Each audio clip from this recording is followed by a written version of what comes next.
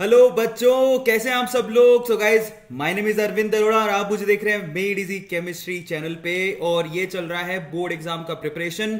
हर एक chapter one shot में करा रहा हूँ, थ्योरी कंप्लीट करा रहा हूँ और क्वेश्चंस तो बहुत सारे मैं पहले ही प्रैक्टिस करा चुका हूँ। अब इलेक्ट्रोकेमिस्ट्री की थ्योरी करेंगे, ठीक है। आई होप आप लोगों का केमिस्ट्री का प्रिपरेशन बहुत मस्त चल रहा होगा और हमारा चैनल उसमें मदद भी कर रहा होगा। और अगर कर रहा है तो ईमानदारी से आप प्लीज इन वीडियोस को उन बच्चों को जरूर शेयर करो जो सीरियसली इनको जरूरत है। अब सिर्फ एक ही दिन बचा है, याद रखिएगा, संडे और कल का दिन, उसके बाद परसों तो आपका एग्जाम ही है। सो आई होप गाइस आप बहुत बढ़िया कर रहे होगे, लेकिन जिनको प्रॉब्लम आ रही है तो उनको वीडियोस को शेयर करो, जरूर करो, ताकि उनको बेनिफिट हो जाए और कम से कम 1.5 आवर में कम से कम वो अपनी थ्योरी तो कंप्लीट करके जाएं, ताकि वो कुछ ना कुछ लिख के आए, ठीक है।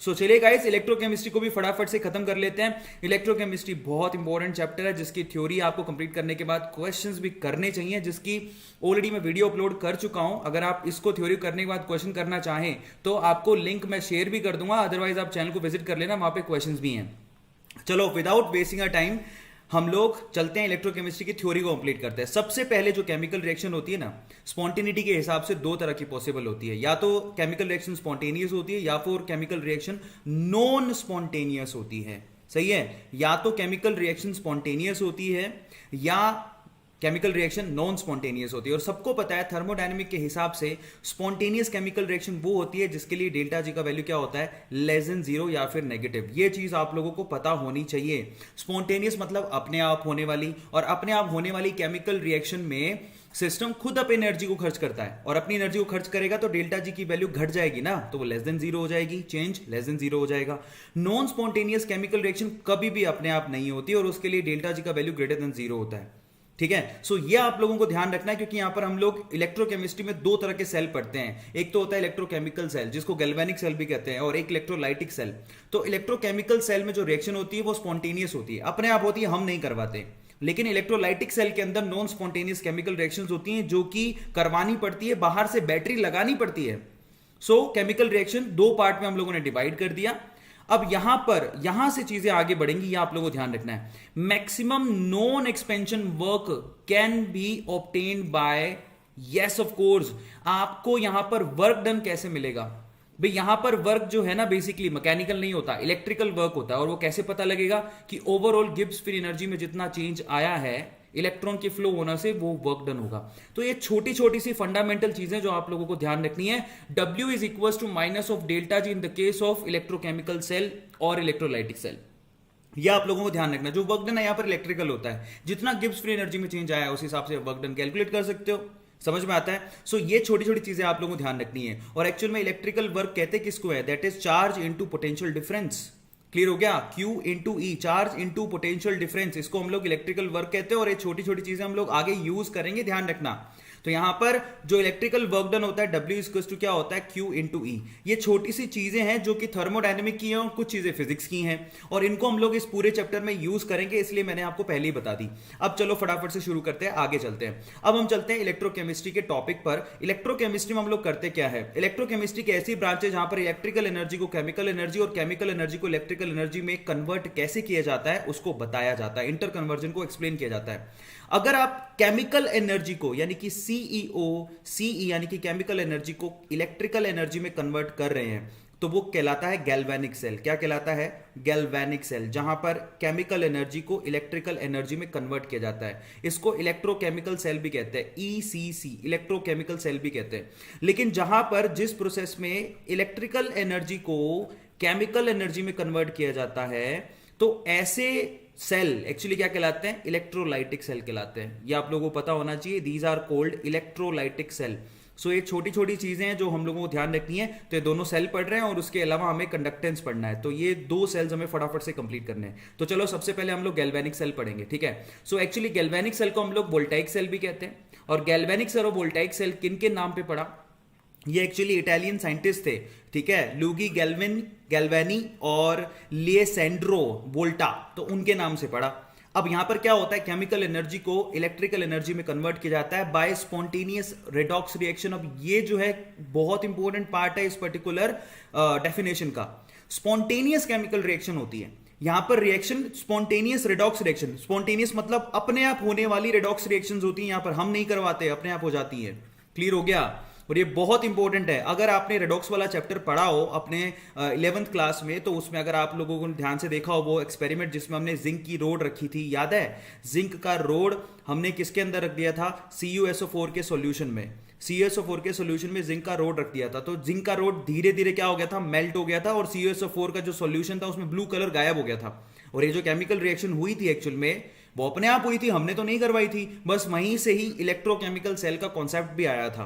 अगर आपने रेडॉक्स में सुना हुआ है तो एक्चुअली ये जो जिंक और कॉपर से जो आपको सेल बनाते हो यहाँ पे इलेक्ट्रिकल केमिकल सेल, उसको डैनियल सेल भी कहते हैं, वो भी हम लोगों को पढ़ना है। तो यहाँ पर केमिकल एनर्जी को इलेक्ट्रिकल एनर्जी में कन्वर्ट किया जाता है। और सबसे इंपॉर्टेंट यही है कि भैया अब ये बताओ कि इलेक्ट्रोकेमिकल सेल यानी कि गैल्वेनिक सेल या वोल्टाइक सेल जिसमें केमिकल एनर्जी को इलेक्ट्रिकल एनर्जी में कन्वर्ट किया जाता है, उसमें वो बनता कैसे और उसमें काम कैसे होता है। सबसे बड़ा फर्क देखो, गैल्वेनिक सेल या वोल्टाइक सेल जिसको हम लोग इलेक्ट्रोकेमिकल सेल भी कहते हैं, उसमें आपको दो कंटेनर की जरूरत पड़ती है। अब देखो कंटेनर दो हैं, आप पहली पिक्चर को देखो, यहां पर फर्स्ट पिक्चर ये रही, सेकंड पिक्चर ये रही, ठीक है, मैं इसकी वर्किंग भी दिखा दूंगा आपको। थर्ड पिक्चर ये रही और फोर्थ पिक्चर ये रही। सबसे पहले फर्स्ट पिक्चर को देखो, उसके अंदर क्या क्या होता है। तो यहां पर सबसे पहले तो कैथोड और एनोड को दो अलग अलग कंटेनर में रखा जाता है। ये सबसे बड़ा फर्क है इलेक्ट्रोकेमिकल सेल और इलेक्ट्रोलाइटिक सेल के अंदर।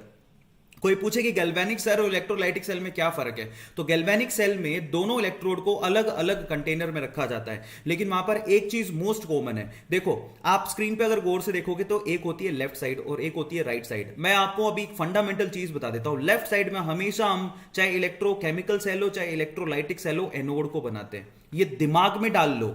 और राइट साइड में हमेशा हम कैथोड को बनाते हैं, ये आप लोग ध्यान रखना। तो कोई भी सेल आपको दिखाई दे उसमें राइट हैंड साइड वाला कैथोड होगा, तो ये आपको फंडामेंटल चीज हमेशा अपने दिमाग में रखनी है कि राइट हैंड साइड वाला कैथोड है और लेफ्ट हैंड साइड वाला एनोड है। चाहे कोई भी सेल हो उससे कोई फर्क नहीं पड़ता। अब आप एक कोर से देखना, यहां पर जिंक और कॉपर को मिला के हमने एक सेल बनाया जिसमें जिंक हमारे राइट हैंड, हमको कौन सी साइड में दिख रहा है? लेफ्ट हैंड साइड में, तो वो एनोड है। और राइट हैंड साइड में कौन है? राइट हैंड साइड में कॉपर का कैथोड है। अब एक और बात आप लोगों को ध्यान रखनी है जो कि बहुत इंपॉर्टेंट है, एनोड पे हमेशा ऑक्सीडेशन होगा। एनोड पे हमेशा ऑक्सीडेशन होगा, राइट साइड में जो है यानी कि कैथोड, कैथोड पे हमेशा रिडक्शन होगा। ये चीज आप लोगों को हमेशा याद रखनी है, ये फंडामेंटल चीज है। एनोड पे ऑक्सीडेशन होता है, कैथोड पे रिडक्शन होता है। एनोड पे ऑक्सीडेशन होता है, कैथोड पे रिडक्शन होता है। लेफ्ट हैंड साइड में हमेशा एनोड बनाते हैं और राइट हैंड साइड में हमेशा कैथोड बनाते हैं। ये दो चीजें अगर आपको याद रह गई, और ये दोनों चीजें जो है ना, ये इलेक्ट्रोलाइटिक सेल और इलेक्ट्रोकेमिकल सेल दोनों पे काम करती है। समझ में आता है? अब आप बात बताओ, यहां पर मैंने एक बात आपको कह दी कि एनोड पे ऑक्सीडेशन हो रहा है। अब आप खुद से सोचो जरा, एनोड पे है कौन? तो हम लोग यहां पर एनोड की यहां पर क्या कर रहे हैं? केमिकल रिएक्शन लिख रहे हैं। तो देखो एनोड की केमिकल रिएक्शन को पहले मैं यहां लिखूंगा, कलर मैं चेंज कर लेता हूं जिससे आपको कंफ्यूजन ना हो। तो एनोड की केमिकल रिएक्शन को मैं अभी लिख रहा हूं ग्रीन कलर से। तो सबसे पहले एनोड पे होता है ऑक्सीडेशन, वो हमें मालूम पड़ गया। ऑक्सीडेशन का मतलब होता है लॉस ऑफ इलेक्ट्रॉन। तो इन दैट केस जिंक क्या करेगा? Zn+2 में कन्वर्ट हो जाएगा और 2 इलेक्ट्रॉन छोड़ देगा। देखो ऑक्सीडेशन हो गया। बड़ी सिंपल चीज है, बच्चे सोचते हैं मैं रट्टा मारना है, रट्टा कुछ नहीं है, सब चीजें फिक्स है। अच्छा, अब कैथोड की केमिकल रिएक्शन भी लिख डालते हैं, चलो। सो कैथोड पे हम लोगों को पता है, कैथोड पे होता है रिडक्शन, अभी पढ़ के आए हो। कैथोड पे हमेशा रिडक्शन होगा चाहे कोई भी सेल हो, ठीक है। सो कैथोड पे रिडक्शन होता है, तो आप खुद देखो कि कैथोड पे है कौन। तो अगर आप ध्यान से देखोगे तो कैथोड पे कॉपर है, तो कॉपर नहीं है। अब रिडक्शन का मतलब गेन ऑफ इलेक्ट्रॉन होता है, तो गेन इलेक्ट्रॉन कौन करेगा? Cu+2 आयन वहां से 2 इलेक्ट्रॉन को गेन करेंगे और फाइनली किस में कन्वर्ट हो जाएंगे? Cu में। अब ये दो केमिकल रिएक्शन कुछ इंडिकेट करती हैं। कैसे इंडिकेट करती हैं? तो बताओ जिंक के एटम है किधर? जिंक के एटम तो रोड पर हैं। तो जिंक के एटम जो रोड पर हैं वो निकल के सॉल्यूशन में आ जाएंगे Zn+2 की फॉर्म में। इस चीज को समझना। और इलेक्ट्रॉन यहां पर छोड़ देंगे, तो यहां पर इलेक्ट्रॉन रिलीज किए जा रहे हैं रोड के ऊपर। यही इलेक्ट्रॉन, अब आप देखो रोड पे इलेक्ट्रॉन रिलीज कौन कर रहा है? जिंक के एटम। जिंक के एटम खुद Zn से Zn+2 की फॉर्म में जा रहे हैं, इस चीज को समझिए। और Zn+2 की फॉर्म में जा रहे हैं किसके? सॉल्यूशन के अंदर, और इलेक्ट्रॉन यहां पर छोड़ रहे हैं। अगर रोड पे इलेक्ट्रॉन छोड़ रहे हैं, इसका मतलब रोड खुद नेगेटिवली चार्ज हो गई। तो इसका मतलब एनोड का केस जो होता है ना, इस केस में नेगेटिवली चार्ज है। बहुत बच्चों को रट्टा मारते हैं, कभी समझ में नहीं आता कि एनोड जो है, हमेशा याद रखो, this is the biggest difference between electrolytic cell and galvanic cell. Galvanic cell में एनोड नेगेटिव होता है, जबकि इलेक्ट्रोलाइटिक सेल में कैथोड नेगेटिव होता है। ये बहुत बड़ा फंडामेंटल डिफरेंस है। काफी बच्चे इस चीज में 12वीं पूरी खत्म हो जाती है, कभी क्लियर नहीं होती उनको। अब ये कैसे हुआ जरा खुद से देखो, अगर जिंक के एटम निकल निकल के Zn+2 की फॉर्म में सॉल्यूशन के अंदर आ रहे हैं और इलेक्ट्रॉन रोड पे छोड़ रहे हैं, तो रोड तो नेगेटिव हो गई ना। अब यही रोड पे जो इलेक्ट्रॉन है वो यहां से फ्लो होंगे क्योंकि उनको पाथ मिल रहा है। अब यहां से वो वायर से फ्लो होंगे, कैथोड की तरफ जाएंगे, तो वह यहां पर। अब एक बात बताओ, अब कोई इलेक्ट्रॉन फ्लो क्यों होता है? जब उनमें इलेक्ट्रोनेगेटिविटी का या फिर हम लोग कहें पोटेंशियल का डिफरेंस होता है। सही है, पोटेंशियल डिफरेंस होता है। तो वो नेगेटिव रोड है, तो ये कौन सी रोड होगी? पॉजिटिव। पॉजिटिव इलेक्ट्रॉन को अपनी तरफ खींचेगी, तभी तो वो आएंगे अपने आप से। जरा खुद से सोचो, अगर ये रोड पॉजिटिव हुई तभी तो इलेक्ट्रॉन आएंगे अपने आप से। तो इलेक्ट्रॉन पॉजिटिव की तरफ अट्रैक्ट होते हैं और इस रोड पे पहुंच जाते हैं। अब इस रोड पे जैसे ही पहुंचते हैं इलेक्ट्रॉन, तो आप खुद से बताओ कि इलेक्ट्रॉन की जरूरत इन सभी में किसको है? Cu+2 को। ये Cu+2 रोड पे जा जाके इलेक्ट्रॉन एक्सेप्ट कर लेते हैं और फाइनली ये यहां पर डिफ्यूज हो जाते हैं नीचे। ठीक है, सबको समझ में आ गया? रोड पे डिफ्यूज हो जाते हैं। Now this is really very important. तो ये आपको ध्यान रखना है फंडामेंटली कि आपको दो कंटेनर बनाने हैं, दो कंटेनर में अलग अलग इलेक्ट्रोड लगाने हैं। हमेशा याद रखो कि लेफ्ट साइड में आपको एनोड बनाना है, राइट साइड में आपको कैथोड बनाना है। एनोड पे ऑक्सीडेशन होगा, कैथोड पे रिडक्शन होगा। जो दिख रहा है उसका ऑक्सीडेशन करा दो, उसमें लॉस ऑफ इलेक्ट्रॉन कराओ। जो कैथोड पे दिख रहा है उसका रिडक्शन कराओ, उसको गेन ऑफ इलेक्ट्रॉन कराओ। आ गया समझ में? लेकिन अभी ये सेल पूरा नहीं होता है। अगर आप ध्यान से देखो तो आपको यहां पर एक इन्वर्टेड यू ट्यूब चारों डायग्राम में दिखाई दे रही है। तो एक्चुअली में ये जो इन्वर्टेड यू ट्यूब दिखाई दे रही है वो यहां पर क्या काम है? इसको सोल्ट ब्रिज कहते हैं। तो पूरा डायग्राम कुछ इस तरह से बनाना है ना। This is salt bridge. Salt bridge का काम क्या होता है? सोल्ट ब्रिज का काम होता है बच्चों सर्किट को पूरा करना। अगर सर्किट यहां पर पूरा नहीं होगा तो बेसिकली आप बताओ कि करंट कैसे फ्लो करेगा? आपने फिजिक्स में पढ़ा है, फिजिक्स में आपको पता है कि खाली रेजिस्टेंस लगाओ तो यहां पर करंट फ्लो नहीं होता। रेजिस्टेंस के साथ बैटरी लगाओ और सर्किट को पूरा करो, तब तो करंट फ्लो होगा ना। तो यहां पर सर्किट तो अगर करंट फ्लो कराना सर्किट का पूरा होना जरूरी है, तभी तो इलेक्ट्रॉन यहां से जाएंगे और वापस से इधर से एक पाथ मिल जाएगा ना करंट को आने का। इस चीज को समझिए। अब मजे की बात, आपको जब ये जो रोड डालनी है तो रोड को आपको डिप करना है उसी के आयन के सॉल्यूशन में। तो आपने रोड जो डिप की है एनोड साइड में वो ZnSO4 में करी है, ये आपको ध्यान रखना है। और कैथोड की जो रोड है आपने किस में डिप करी है? CuSO4 में। तो सिंपल तरीका है, दो कंटेनर बनाओ, उसमें दो रोड ठोक दो, तो वो एनोड और कैथोड हो गए। बीच में गैल्वेनोमीटर लगा दो। आपको पता कैसे लगेगा कि भैया यहां पर करंट फ्लो हो रही है? तो आपके लिए इसके लिए वोल्टमीटर लगा सकते हो, अमीटर लगा सकते हो। गैल्वेनोमीटर आप उसके लिए बोला जाता है कि गैल्वेनोमीटर लगा दो। गैल्वेनोमीटर जब भी लगाओगे और यहां से इलेक्ट्रॉन फ्लो होगा तो वो इंडिकेट देगा कि भैया करंट फ्लो हो रही है। इसके अलावा एक यूट्यूब लगानी है आपको, इन्वर्टेड यूट्यूब, जो कि सोल्ट ब्रिज की तरह काम करेगी। और एक्चुअल में सोल्ट ब्रिज की तरह काम करने के अलावा वो सर्किट को पूरा करती है। और सबसे बड़ी बात, ये इन सॉल्यूशन की इलेक्ट्रिकल न्यूट्रलिटी को बनाती है। तो सब लोग ये इन्वर्टेड यूट्यूब के लिए 2 पॉइंट लिखो। पहला, इन्वर्टेड यूट्यूब क्या काम करती है, यानी कि सोल्ट ब्रिज क्या काम करता है? पहला तो सोल्ट ब्रिज काम करता है वो सर्किट को कंप्लीट करता है, सर्किट को कंप्लीट करता है। एक तो ये लिख के आओगे, ये मोस्ट कॉमन क्वेश्चन है जो सवाल बहुत बार पूछा जाता है। दूसरा ये काम क्या करता है? दूसरा ये जो सॉल्यूशंस भरे हुए हैं आपने, एनोड के अंदर सॉल्यूशन किसका भरा? ZnSO4 का। कैथोड के अंदर सॉल्यूशन किसका भरा? CuSO4 का। ये भी आप लोगों को ध्यान रखना है कि इनका कॉन्सेंट्रेशन कैपिटल M होना चाहिए, यानी कि मोलैरिटी 1 कैपिटल M होनी चाहिए। जो आपने भरा उनकी इलेक्ट्रिकल न्यूट्रलिटी को बना के रखता है। मतलब ओवरऑल ये जो आपके सॉल्यूशंस भरे हैं ना वो इलेक्ट्रिकली न्यूट्रल होने चाहिए। इस चीज को मेंटेन कौन करता है? सोल्ट ब्रिज में भरा हुआ सोल्ट। तो दूसरा सोल्ट ब्रिज का काम क्या है? क्यों इसको सोल्ट ब्रिज कहते हैं? क्योंकि इसके अंदर आप सोल्ट भरते हो, एक इलेक्ट्रोलाइट भरते हो, जैसे KCl। तो आपको दिखाई भी दे रहा होगा कि यहां पर KCl हमने सैचुरेटेड सिचुएशन में भर रखा है और यहां पर कॉटन लगा देते हैं ताकि KCl बाहर नहीं आए। तो ओवरऑल अरेंजमेंट कुछ ऐसा होता है। क्लियर हो गया? और यहां पर ये इलेक्ट्रिकल न्यूट्रलिटी बनाता है। भाई इलेक्ट्रिकल न्यूट्रलिटी का मतलब क्या है मैं वो आपको आगे बताता हूं। इलेक्ट्रिकल न्यूट्रलिटी को बनाता है कौन? ये सोल्ट ब्रिज। न्यूट्रलिटी का मतलब न्यूट्रल बना के रखेगा सोल्ट ब्रिज। तो ये टोटल काम हो गया। तो ध्यान रखो, दो कंटेनर ले लो, दो रोड ले लो, एक गैल्वेनोमीटर लगाओ, एक यूट्यूब लगाओ। लेफ्ट साइड में एनोड, राइट साइड में कैथोड। लेफ्ट साइड में ऑक्सीडेशन, राइट साइड में रिडक्शन। जिंक ऑक्सीडाइज होकर Zn+2 बना लेगा और Cu+2 2 इलेक्ट्रॉन लेके कॉपर में कन्वर्ट हो जाएगा। इस तरह से सर्किट पूरा कंप्लीट होकर चलता रहेगा। इसको गैल्वेनिक सेल कहते हैं। अब क्या ये हार्ड है? और एक्चुअल में इसको डैनियल सेल भी कहते हैं। अब बच्चे पता नहीं क्यों डरते रहते हैं, इनमें कुछ भी नहीं है। ठीक है, सबको समझ में आता है। अब ये टोटल डायग्राम और ये टोटल वर्किंग मैंने आपको समझा दी। अब हम चलते हैं आगे। अगला देखो, अब फाइनली यहां पर galvanic cell due to oxidation occur in zinc. अब मैंने आपको कहा कि यहां पर जरा गौर से चेक करिएगा कि यहां पर जो केमिकल रिएक्शन है वो पहले एक्सप्लेन कर चुका हूं आपको, तो वो मैं आपको क्लियर कर देता हूं। देखो, एनोड पे होता है ऑक्सीडेशन, ये ध्यान से रखना है इस बात को। कैथोड पे होता है रिडक्शन, ये मैंने आपको पहले ही बता दिया। दूसरा इसको डैनियल सेल कहते हैं। तीसरा जो जिंक है बेसिकली वो एनोड है, और जो कॉपर स्ट्रिप है वो कैथोड है। एनोड और कैथोड आपको क्लियर हो गया, जो मैंने आपको पहले बता दी थी। तो ये चीजें यहां पर लिखी हुई हैं, ठीक है। और मजे की बात यहां पर देखो, due to oxidation of occurring of zinc, क्योंकि यहां पर जिंक जो है Zn+2 की फॉर्म में बाहर निकल रहा है और 2 इलेक्ट्रॉन छोड़ रहा है, तो उसने 2 इलेक्ट्रॉन छोड़े।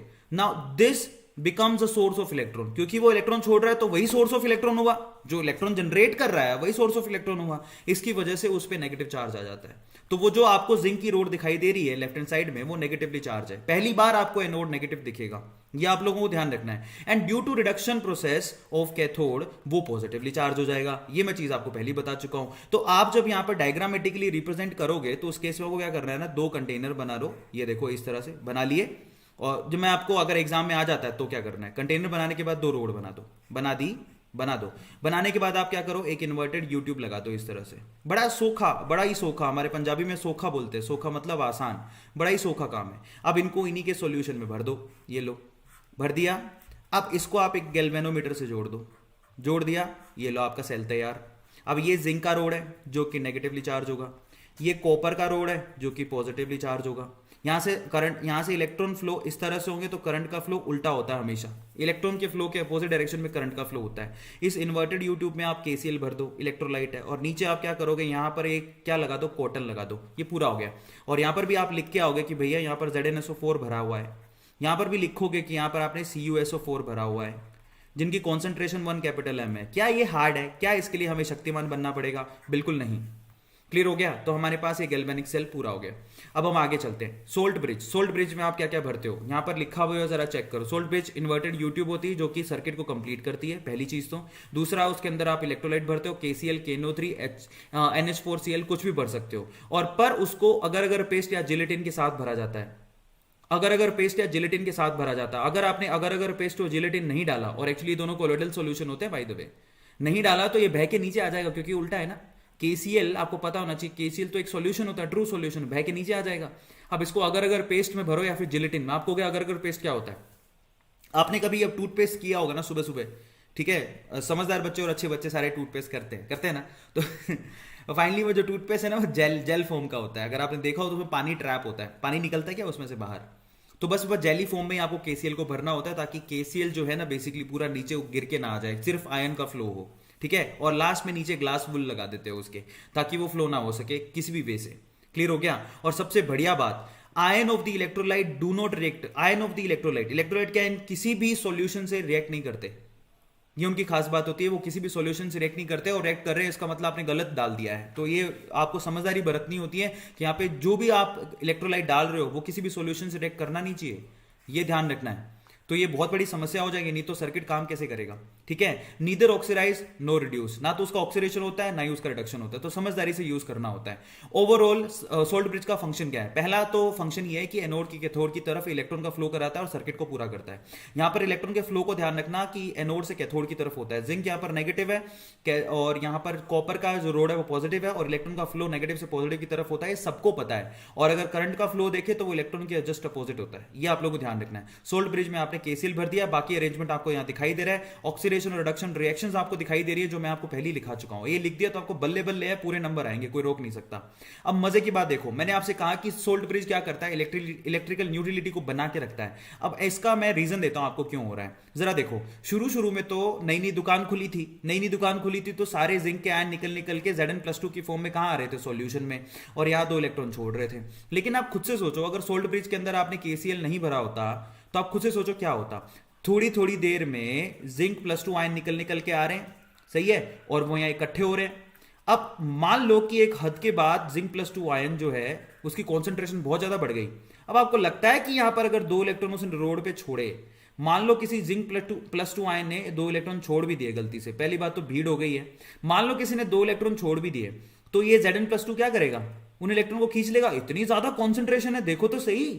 क्या ये Zn+2 की सारी सेना जो कि यहां पर इकट्ठी हो चुकी है, अब क्या ये 2 इलेक्ट्रॉन को जाने देगी? वो कह रही है हम भूख से मर रहे हैं, तुम दूसरे पड़ोसी देशों को रोटी खिलाओगे।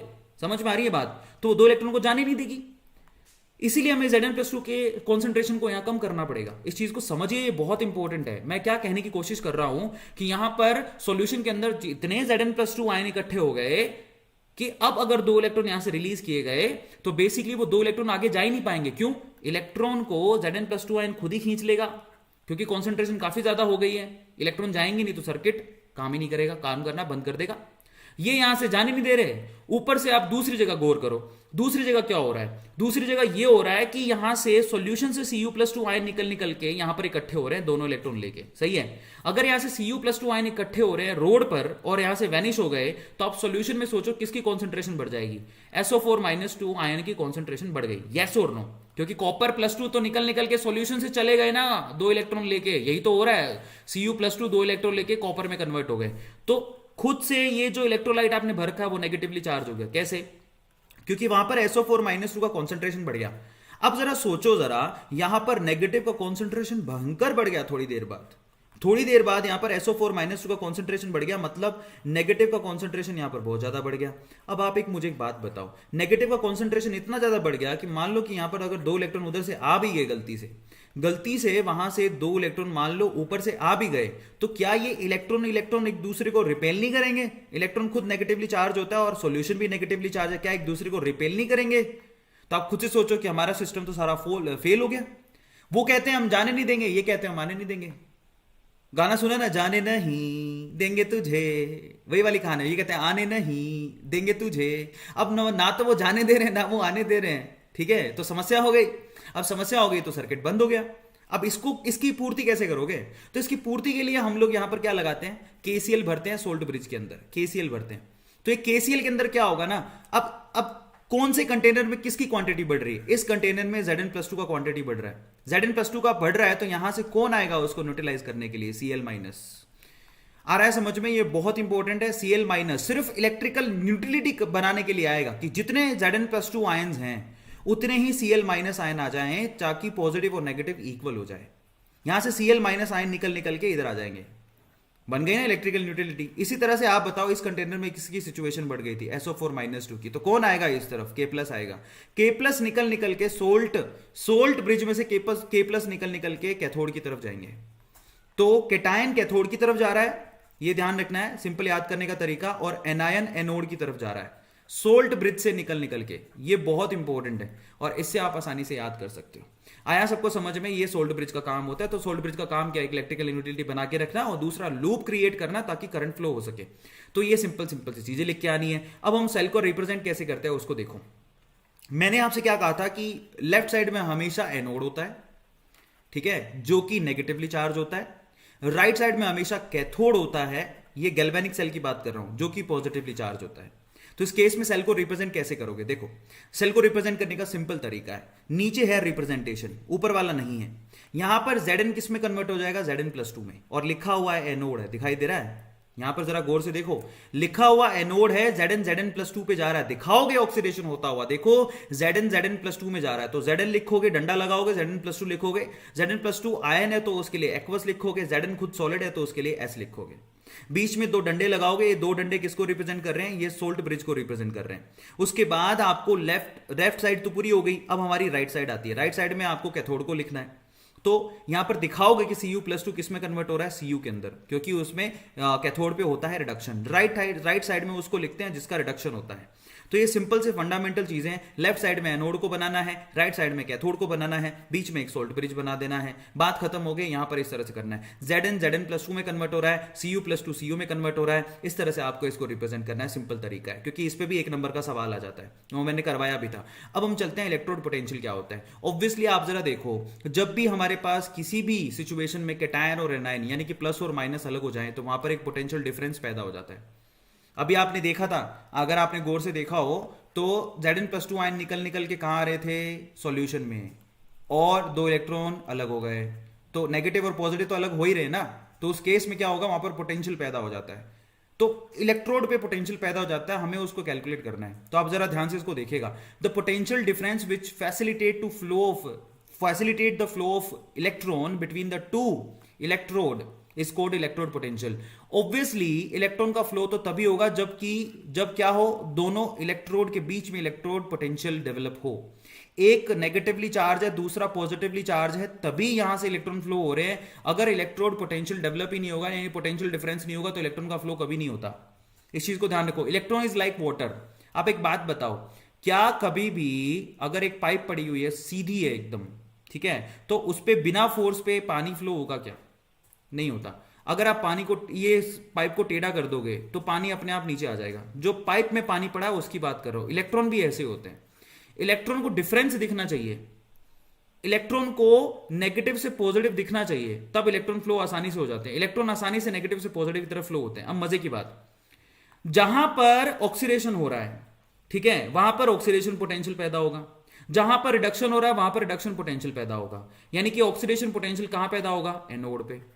रिडक्शन पोटेंशियल कहां पैदा होगा? कैथोड पे। अब अगर आपको पूरे सेल का पोटेंशियल पता करना है तो कैसे करोगे? आपको बस इन पोटेंशियल्स को जोड़ना है। तो अगर आपको ई सेल पता करना है, ई सेल, वो कैसे पता करोगे? That is E of oxidation potential plus E of reduction potential. दोनों पोटेंशियल को जोड़ दो, पूरे सेल का पोटेंशियल मिल जाएगा। मजे की बात, एक और बहुत मजे की बात है, हमको पता है ऑक्सीडेशन रिडक्शन एक दूसरे के एंटी होते हैं, तो oxidation potential is always equals to minus of reduction potential. इसका मतलब ई सेल निकालना है तो आप कैसे निकालोगे, जरा चेक करो। अच्छा, ऑक्सीडेशन किधर हो रहा था? एनोड पे, तो आप लिखोगे। रिडक्शन किधर हो रहा था? कैथोड पे। अब हमको पता है कि ऑक्सीडेशन पोटेंशियल जो है ना वो एक रिडक्शन पोटेंशियल के जस्ट अपोजिट होता है। तो oxidation potential of anode which is equals to minus of reduction potential of anode. क्या मैं लिख सकता हूं? एनोड का जो ऑक्सीडेशन पोटेंशियल है वो minus of reduction potential of anode के बराबर है। तो एनोड के ऑक्सीडेशन पोटेंशियल की जगह मैं minus of anode reduction potential भी लिख सकता हूं। उससे हमारे पास एक नया फॉर्मूला बन जाएगा, ई of reduction potential of cathode minus E of reduction potential of anode. ये रिडक्शन के लिए आर लगा दिया, कैथोड के लिए सी लगा दिया। इसकी जगह मैंने ये वैल्यू उठा के रख दी। यहां पर भी ई यानी कि पोटेंशियल, आर माने रिडक्शन और ए माने एनोड।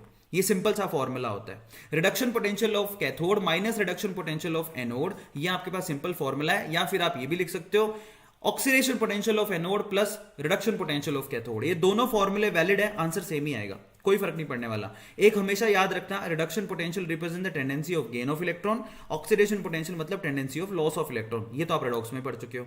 अब हम आगे चलते हैं। अब खास बात पर आते हैं। अब खास बात यह है कि बताइए कि स्टैंडर्ड रिडक्शन पोटेंशियल कहते किसको है? Standard reduction potential in situations पे निकाले जाते हैं जब सॉल्यूशन का कॉन्सेंट्रेशन 1 कैपिटल एम हो, जो गैस है उसका जो प्रेशर हो 1 atm हो और टेम्परेचर यहां पर 298 केल्विन हो। उस केस में किसी भी इलेक्ट्रोड का जो पोटेंशियल निकाला जाता है उसको हम लोग स्टैंडर्ड रिडक्शन पोटेंशियल कहते हैं, एसआरपी। और एसआरपी की आपने वैल्यूज आपने इलेक्ट्रोकेमिकल सीरीज में भी देखी होगी अलग अलग सेल के लिए। अब कई लोग पूछते हैं कि भैया स्टैंडर्ड रिडक्शन पोटेंशियल क्या है? जब आप सॉल्यूशन का कॉन्सेंट्रेशन 1 कैपिटल एम, प्रेशर आप 1 atm एंड टेम्परेचर 298 केल्विन कर देते हो, तो उस केस में जो भी पोटेंशियल आप मेजर कर रहे हो उसको हम लोग स्टैंडर्ड रिडक्शन पोटेंशियल कहते हैं। Now this is really very simple, okay. अब हम चलते हैं आगे। नेक्स्ट, सेल का पोटेंशियल कैसे निकाला जाता है? अभी मैंने आपको बताया। अगर आपको सेल का पोटेंशियल निकालना है तो तरीका क्या है? ऑक्सीडेशन पोटेंशियल और रिडक्शन पोटेंशियल को जोड़ दो। ये एक्चुअली रिडक्शन पोटेंशियल यहां था, वो खिसक के उधर चला गया, कोई प्रॉब्लम नहीं है। किस किस के ऑक्सीडेशन रिडक्शन को जोड़ोगे? हमारे यहां पर रिडक्शन कहां पे होता है? रिडक्शन कैथोड पे होता है।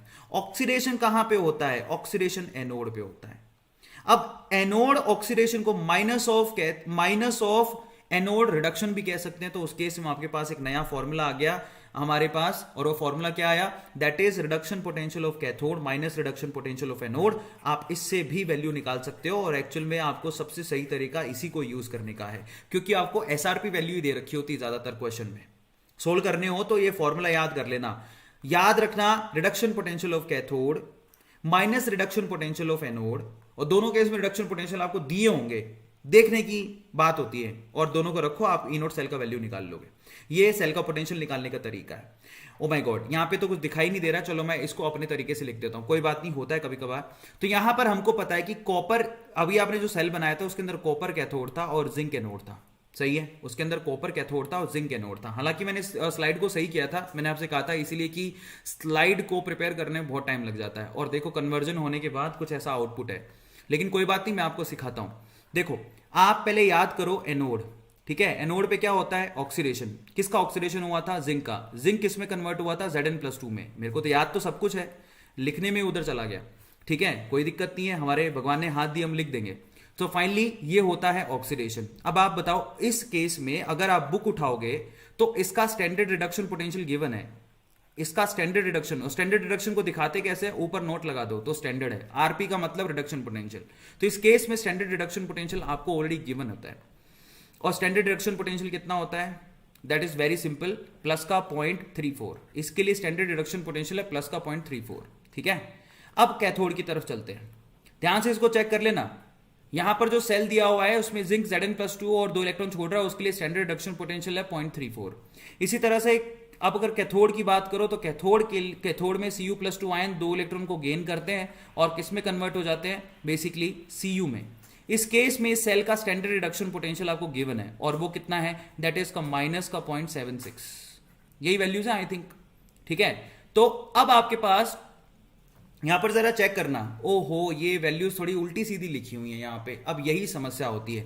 अब देखो ऊपर वाली जो वैल्यू है ना, एक्चुअली ये मैंने थोड़ी सी उल्टी लिख दी है। यहां पर ऊपर वाले की वैल्यू आप बुक उठा के देखो, आपको समझ में आएगा। ये माइनस का 0.76 है और ये है प्लस का 0.34। सॉरी, मैं माफी चाहता हूं, एक्चुअली अगर आप ध्यान से देखोगे तो यहां पर जो होच पोच हुआ उसमें कॉपर के लिए ये है और जिंक के लिए ये है। तो जिंक की वैल्यू है माइनस का 0.76, बुक खोल के देख लो, और कॉपर के लिए वैल्यू आपको गिवन होती है, आप चिंता मत करो, यहीं पे थोड़ा होचपोच हो गया और कुछ नहीं। और यहां पर कॉपर के लिए प्लस का 0.34। अब आप एक बात बताओ, अगर मैं इस सेल के लिए ई सेल का वैल्यू, ई नोड सेल का वैल्यू, यानी कि पूरे सेल का अगर मैं रिडक्शन, पूरे सेल का पोटेंशियल निकालना चाहूं तो क्या करूंगा, मैं सीधा फॉर्मूला लगाऊंगा, E naught of reduction potential of cathode, cathode का मतलब copper, minus E naught of reduction potential of anode, anode किसका बना हुआ है, जिंक का, वैल्यू रख दो।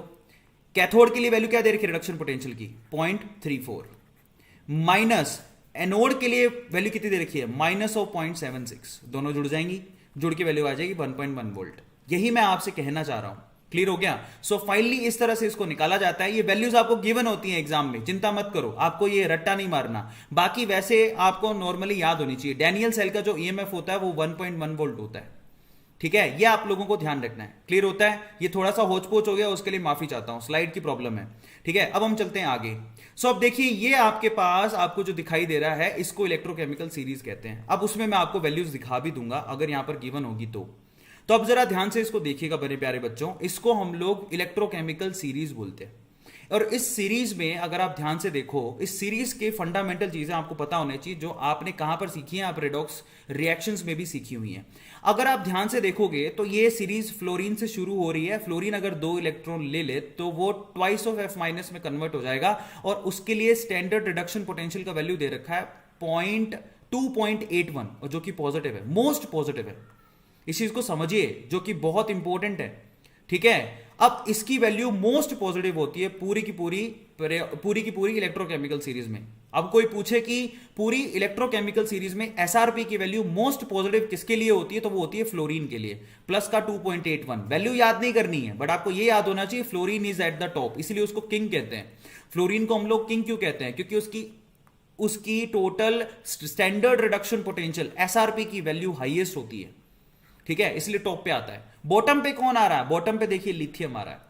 वैसे भी लिथियम को कोई इंटरेस्ट नहीं है एक इलेक्ट्रॉन लेने का, सबसे ज्यादा इंटरेस्ट किसको होता है इलेक्ट्रॉन लेने का, फ्लोरीन, ये सबको पता है। फ्लोरीन एक इलेक्ट्रॉन, एक फ्लोरीन है, एक इलेक्ट्रॉन लेके F- में कन्वर्ट हो जाएगा। 2 फ्लोरीन है, 2 इलेक्ट्रॉन लेके 2 F- में कन्वर्ट हो गए। फ्लोरीन की भूख इलेक्ट्रॉन के लिए सबसे ज्यादा होती है, इसलिए यहां पर ये प्लस का पोटेंशियल शो कर रहा है। लिथियम जो है मेटल है, उसकी कोई इंटरेस्ट नहीं है इलेक्ट्रॉन को लेने की, तो उसके लिए मोस्ट नेगेटिव वैल्यू आती है। तो आप लोगों को ध्यान रखना है, अगर आप ध्यान से देखो तो जिसकी रिडक्शन पोटेंशियल की वैल्यू, अब आप ये फंडामेंटल चीजें दिमाग में डाल लेना, जिसकी एसआरपी वैल्यू हाईएस्ट है, एसआरपी वैल्यू जिसकी हाईएस्ट है, ठीक है, किसी की भी अगर 2 कंपैरिजन करना हो तो जिसकी एसआरपी की वैल्यू हाईएस्ट होती है उसका रिडक्शन आसान होता है। ऑब्वियसली जिसकी वैल्यू हाई है उसका रिडक्शन ईजी है। ये छोटी सी फंडामेंटल चीजें जो आप लोगों को ध्यान रखनी होती है। जिसकी एसआरपी की वैल्यू ज्यादा है उसका रिडक्शन पोटेंशियल इजी है, और जिसकी एसआरपी की वैल्यू लो है, ठीक है, आपको 2 दिए होंगे, जिसकी एसआरपी की वैल्यू लो है उसकी रिडक्शन नहीं होती, उसकी ऑक्सीडेशन हो जाती है, अगर दोनों का कंपैरिजन करें तो। अब आप कहेंगे सर ये क्या बोल रहे हो, तो अगर आपने 11th 12th अच्छे से पढ़ी है तो ये चीजें बहुत आसानी समझ में आ जाएंगी। नहीं तो मैं आपको एग्जांपल देता हूं। देखो, अभी थोड़ी देर पहले आपने देखा कि अगर आपने जिंक के केस में जब Zn+2 Zn जाएगा तो उस केस में इसकी एसआरपी वैल्यू दे रखी थी, कितनी दे रखी थी, दैट इज माइनस का 0.34, ठीक है, यही दे रखी थी, चेक कर लेते हैं अपन, मेरे को याद ही नहीं रहती है। तो यहां पर जिंक के केस में कितनी दे रखी है, माइनस का 0.76 है, सॉरी, ठीक है, तो वो ले लो, कोई प्रॉब्लम नहीं है। सो माइनस का 0.76 दे रखी है, माइनस का 0.76, ये याद नहीं करनी है, किसी को भी याद नहीं रहती है, ये आपको एग्जाम में मिलेगी। अच्छा, और कॉपर के केस में एसआरपी की वैल्यू कितनी है, Cu+2 से Cu, उसके लिए एसआरपी की वैल्यू कितनी दे रखी है, अभी आप देख के आए हो, प्लस के 0.34। अब आप बताओ कि एसआरपी की वैल्यू ज्यादा किसकी है, कॉपर की, क्योंकि वो प्लस में है, तो इसका मतलब कॉपर का रिडक्शन होगा, यही तो मैं बोल रहा हूं, यही तो आपने देखा, कॉपर का रिडक्शन हो रहा था और जिंक का ऑक्सीडेशन हो रहा था, क्योंकि जिंक की एसआरपी की वैल्यू नेगेटिव है और कॉपर की एसआरपी की वैल्यू पॉजिटिव है। इस चीज को समझिए, बस यही सीन है, जिसकी एसआरपी की वैल्यू ज्यादा होगी उसका रिडक्शन होगा, जिसकी एसआरपी की वैल्यू कम होगी उसका ऑक्सीडेशन हो जाएगा, क्योंकि आप दो ही मेटल इस्तेमाल करोगे या दो ही एलिमेंट इस्तेमाल करोगे कोई सेल बनाने के लिए। इस चीज को समझ गए तो मतलब आपका फंडामेंटल क्लियर है और इसमें कुछ भी नहीं है। मजे की बात, जो आसानी से जिसका रिडक्शन हो जाएगा, जरा सोचो, जिसकी एसआरपी की वैल्यू हाई है उसका रिडक्शन हो जाएगा, अगर उसका आसानी से रिडक्शन हो गया तो इसका मतलब बहुत अच्छा ऑक्सीडाइजिंग एजेंट होगा। तो यहां पर सबसे अच्छा ऑक्सीडाइजिंग एजेंट कौन है, फ्लोरीन। कई बार सवाल आता है कि सब पूरी पीरियोडिक टेबल में सबसे अच्छा ऑक्सीडाइजिंग एजेंट कौन है, फ्लोरीन। क्यों है, क्योंकि उसके एसआरपी की वैल्यू हाईएस्ट है। कोई पूछे पूरी पीरियोडिक टेबल में बहुत अच्छा रिड्यूसिंग एजेंट कौन है, लिथियम। क्यों, क्योंकि उसकी एसआरपी की वैल्यू लोएस्ट है, और हाईएस्ट और लोएस्ट का पता होना चाहिए आपको। हाईएस्ट में फ्लोरीन आता है, लोएस्ट में लिथियम आता है। Fluorine is very good oxidising agent, lithium is very good reducing agent. और ये फंडामेंटल चीजें आप सीख गए तो आपको नीट में भी काम देगी, तो इसको हम लोग इलेक्ट्रोकेमिकल सीरीज बोलते हैं। इलेक्ट्रोकेमिकल सीरीज में ये आपको कुछ वैल्यूज, ये जो चीजें हैं जो आप लोगों को ध्यान देने लायक है। पहला, element at high position in EMF series has high reduction potential, मतलब फ्लोरीन की बात हो रही है, ठीक है। दे कैन इजीली रिड्यूस, वो आसानी से रिड्यूस हो सकते हैं, जिसकी एसआरपी की वैल्यू ज्यादा होती है वो आसानी से रिड्यूस हो सकते हैं, यही मैंने आपसे बोला था। और वो बहुत अच्छे ऑक्सीडाइजिंग एजेंट होते हैं, ये भी कहा था, ठीक है। तो इस केस में fluorine being at the top is strongest oxidising agent, जो मैंने आपसे कहा था। अब ऐसे डिसाइड होता है कि ऑक्सीडाइजिंग एजेंट स्ट्रॉन्गेस्ट कौन है। इसके अलावा जरा चेक करो, इसके अलावा क्या दे रखा है, also the element at lower position in the EMF series, जो आपको सीरीज में लोअर पोजीशन में दे रखा है, जैसे कि सबसे लो पे कौन आता है, लिथियम, उसकी रिडक्शन पोटेंशियल लोवेस्ट है। इसका मतलब उसकी रिडक्शन पोटेंशियल लो है तो उसके रिडक्शन होने के चांसेस नहीं है, उसके ऑक्सीडेशन होने के चांसेस होंगे, क्योंकि उसकी रिडक्शन पोटेंशियल तो लोवेस्ट है बेचारे की, क्या करेगा वो उसका। तो इस केस में वो आसानी से ऑक्सीडाइज हो जाएगा, आसानी से ऑक्सीडाइज हो जाएगा, तो इसका मतलब बहुत अच्छा रिड्यूसिंग एजेंट है। ये लो, ये सिंपल सी कहानी है। तो लिथियम जो है बहुत अच्छा रिड्यूसिंग एजेंट है। ये सिंपल तरीका होता है इलेक्ट्रोकेमिकल सीरीज को पढ़ने का। अब हम चलते हैं आगे। रिलेशनशिप बिटवीन, ध्यान से चेक करना, relationship between Gibbs free energy and EMF, ये बहुत इंपॉर्टेंट है भाई, क्योंकि इस पे सवाल आते हैं, आपके न्यूमेरिकल आते हैं। What is the relationship between the Gibbs free energy means delta G and E. Delta G और ई में क्या रिलेशन होता है, और अभी हम थोड़ी देर पहले पढ़ के आए, जो वर्क डन होता है एक्चुअली वो गिब्स फ्री एनर्जी में चेंज के हिसाब से आप देख सकते हो, क्योंकि सेल में स्पॉन्टेनियस रिएक्शन होती है तो Gibbs free energy change negative होता है, तो डब्ल्यू की वैल्यू यहां पर माइनस ऑफ जी के बराबर होती है। दोबारा समझिए भाई, आपने काम कितना किया वो कैसे पता लगेगा, आपने काम कितना किया वो ऐसे पता लगेगा कि आपने एनर्जी कितनी खर्च की, उस हिसाब से आपका काम कैलकुलेट हो जाएगा। अब मजे की बात, यहां पर स्पॉन्टेनियस रिएक्शन होती है, स्पॉन्टेनियस के लिए डेल्टा जी का वैल्यू नेगेटिव होता है, तो इसका मतलब यहां पर work done minus delta G के बराबर होगा। अब हम वो चीज निकालेंगे कैसे, ओवरऑल इलेक्ट्रिकल वर्क कैसे निकाला जाता है। इलेक्ट्रिकल वर्क निकाला जाता है decrease in free energy change, यानी कि माइनस डेल्टा जी वो किसके बराबर होगा, डब्ल्यू के। अब हम लोग यहां वर्क डन निकालते कैसे, अब जरा उसको चेक करना। उसके लिए आपको एक फंडामेंटल चीज की जरूरत पड़ेगी जो आपको सबको याद है वैसे तो, मतलब जरा समझिए, अगर एक मोल इलेक्ट्रॉन की बात करें तो एक मोल इलेक्ट्रॉन पे चार्ज कितना होगा, एक मोल इलेक्ट्रॉन पे चार्ज होता है एवोगैड्रो नंबर इंटू ई। एवोगैड्रो नंबर कितना होता है 6.022 इंटू 10⁻23 इंटू ई। ई चार्ज की वैल्यू कितनी होती है 1.6 इंटू 10⁻−19। जब आप इसको कैलकुलेट करोगे तो आएगा 96500, और इसी को हम लोग 1 फेरेड भी कहते हैं। तो आपको पता होना चाहिए कि 1 फेरेड किसके बराबर होता है, 1 फेरेड में 96500 चार्ज होता है, 96500 कूलम चार्ज होता है 1 फेरेड में, ये आपको पता होना चाहिए। और 1 फेरेड का मतलब क्या होता है, charge on 1 mole of electron. ये सवाल बहुत बार पूछा जाता है, charge on 1 mole of electron is equal to 1 farad which is equal to 96500 coulomb. ये रिलेशन सबको पता होना चाहिए, गांठ बांध लो, दिमाग में घुसा लो। अब हम चलते हैं आगे। अब टोटल जरा चेक करो, let n number of moles of electron required for the balancing of redox reaction. मान लेते हैं कि टोटल n इलेक्ट्रॉन फ्लो हो रहे हैं। n इलेक्ट्रॉन का मतलब जरा समझिए, जिंक ने Zn+2 में चला गया और यहां से उसने 2 इलेक्ट्रॉन छोड़ दिए, और यही 2 इलेक्ट्रॉन Cu+2 ने गेन किए, यही दो इलेक्ट्रॉन Cu+2 ने गेन किए थे थोड़ी देर पहले। तो आप मुझे बताओ कि नंबर ऑफ इलेक्ट्रॉन पार्टिसिपेटिंग कितने हैं? 2। इसी की बात हो रही है। अगर मान लो n number of electron participating होते तो n लिख देते, तो इस हिसाब से टोटल चार्ज कितना हो गया? Number of electron n। समझ में आ गया? n मोल है और 1 मोल इलेक्ट्रॉन पे चार्ज किसके बराबर होता है? 1 फैरेड के। तो NF लिख दूंगा यहां पे। क्लियर हो गया सब लोगों को? अब जरा चेक करो EMF सेल का कितना होता है? E cell. तो टोटल वर्क डन कितना निकालोगे? वर्क डन क्या होता है? Charge into potential. Charge Q, total charge कितना है? N इंटू F, और पोटेंशियल कितना है? E cell. तो अगर कोई पूछे कि यहां पर हमको सबको पता है कि जो वर्क डन होता है वो माइनस ऑफ डेल्टा जी के बराबर होता है, पढ़ के आयो, ठीक है। अब वर्क आपने निकाल लिया, तो माइनस डेल्टा जी किसके बराबर है? NFE के। तो इसका मतलब डेल्टा जी किसके बराबर हो गया? डेल्टा जी बराबर हो गया माइनस ऑफ NFE। ये लो, ये this is the relation between delta G and E। Now this is really very important.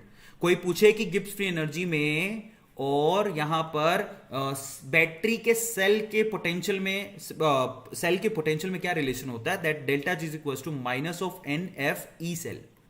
यहां पर n क्या है? Number of electron participating. F क्या है? फेरेड। फेरेड की वैल्यू कितनी होती है? 96500 कूलम। आ गया सबको समझ में? सिंपल है। तो ये रिलेशन आपको पता होना चाहिए अगर आपको आंसर निकालना है तो। अब मजे की बात, हमको पता लग गया delta G equal to minus of NFE होता है। अगर मैं कहूं कि रिएक्शन स्पॉन्टेनियस है, अगर रिएक्शन स्पॉन्टेनियस है तो डेल्टा जी की वैल्यू क्या होनी चाहिए? नेगेटिव। तो उस केस में ई सेल का वैल्यू कितना होना चाहिए? पॉजिटिव। खुद से दिमाग लगाओ, खुद से देखो।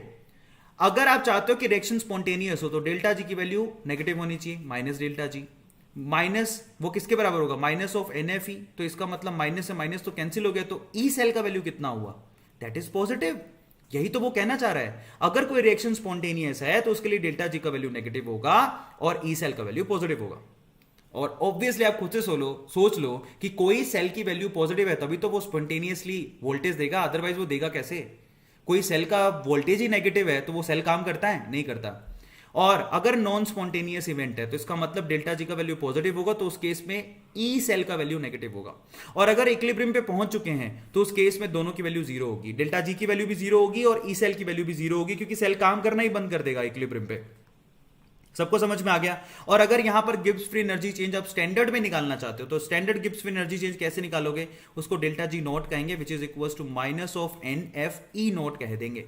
ये सिंपल सी चीज है जो आप लोगों को ध्यान रखनी है। चलिए अब आगे चलते हैं फटाफट से। अगला क्या है हमारे पास? अगला है हमारे पास नर्स्ट इक्वेशन। भैया ये नर्स्ट इक्वेशन काफी इंपॉर्टेंट है। ये कब निकालते हो? जब आप स्टैंडर्ड कंडीशन को बदल दो। आप स्टैंडर्ड कंडीशन क्या थी? Concentration must be 1, pressure must be 1, ठीक है, concentration 1 must be 1 capital M, pressure must be 1 ATM and temperature must be 298। मान लो इसमें से आपने कॉन्सेंट्रेशन चेंज कर दिया या फिर प्रेशर चेंज कर दिया या फिर टेम्परेचर चेंज कर दिया, तो उस केस में आपके पास ई नोट सेल के लिए फॉर्मूला इस्तेमाल नहीं होगा जो आप निकाले हो ना, E naught cell which is equals to, क्योंकि ये तो स्टैंडर्ड है। आप स्टैंडर्ड कंडीशन चेंज कर दोगे तो फॉर्मूला इस्तेमाल नहीं होगा। Reduction potential of cathode minus reduction potential of anode, ये आप फॉर्मूला इस्तेमाल करते आए हो सेल का पोटेंशियल निकालने के लिए, लेकिन ये स्टैंडर्ड कंडीशन में कर रहे थे। अगर आपने कंडीशन चेंज कर दी तो आपको नर्स्ट इक्वेशन यूज करनी पड़ेगी। अभी नर्स्ट इक्वेशन क्या बला है उसको जरा चेक करो। तो हम लोग थर्मोडायनेमिकली पढ़ के आए हैं, ये आपने पढ़ा होगा, नहीं पढ़ा तो अब देख लो, कोई डरने की बात नहीं है, कोई शक्तिमान बनने की जरूरत नहीं है उसके लिए। Delta G is equal to delta G naught RT ln of Q, ये थर्मोडायनेमिक इक्वेशन है जो कि गिब्स फ्री एनर्जी के लिए पढ़ के आए हो, ठीक है। अगर आप नेचुरल लॉ को log बेस 10 में बदलना चाहते हो तो 2.303 से मल्टीप्लाई कर देते हो। अब मैं क्या करूंगा, डेल्टा जी की वैल्यू रखूंगा जो भी थोड़ी देर पहले मैंने निकाली भी थी। डेल्टा जी की वैल्यू क्या होती है? Minus of NFE which is equal to delta G naught की वैल्यू कितनी होती है जरा चेक करो, that is minus of NFE naught, सही है। और साथ में 2.303 मैंने एज इट इज रख दिया, RT भी रख दिया और log बेस 10 और Q भी रख दिया।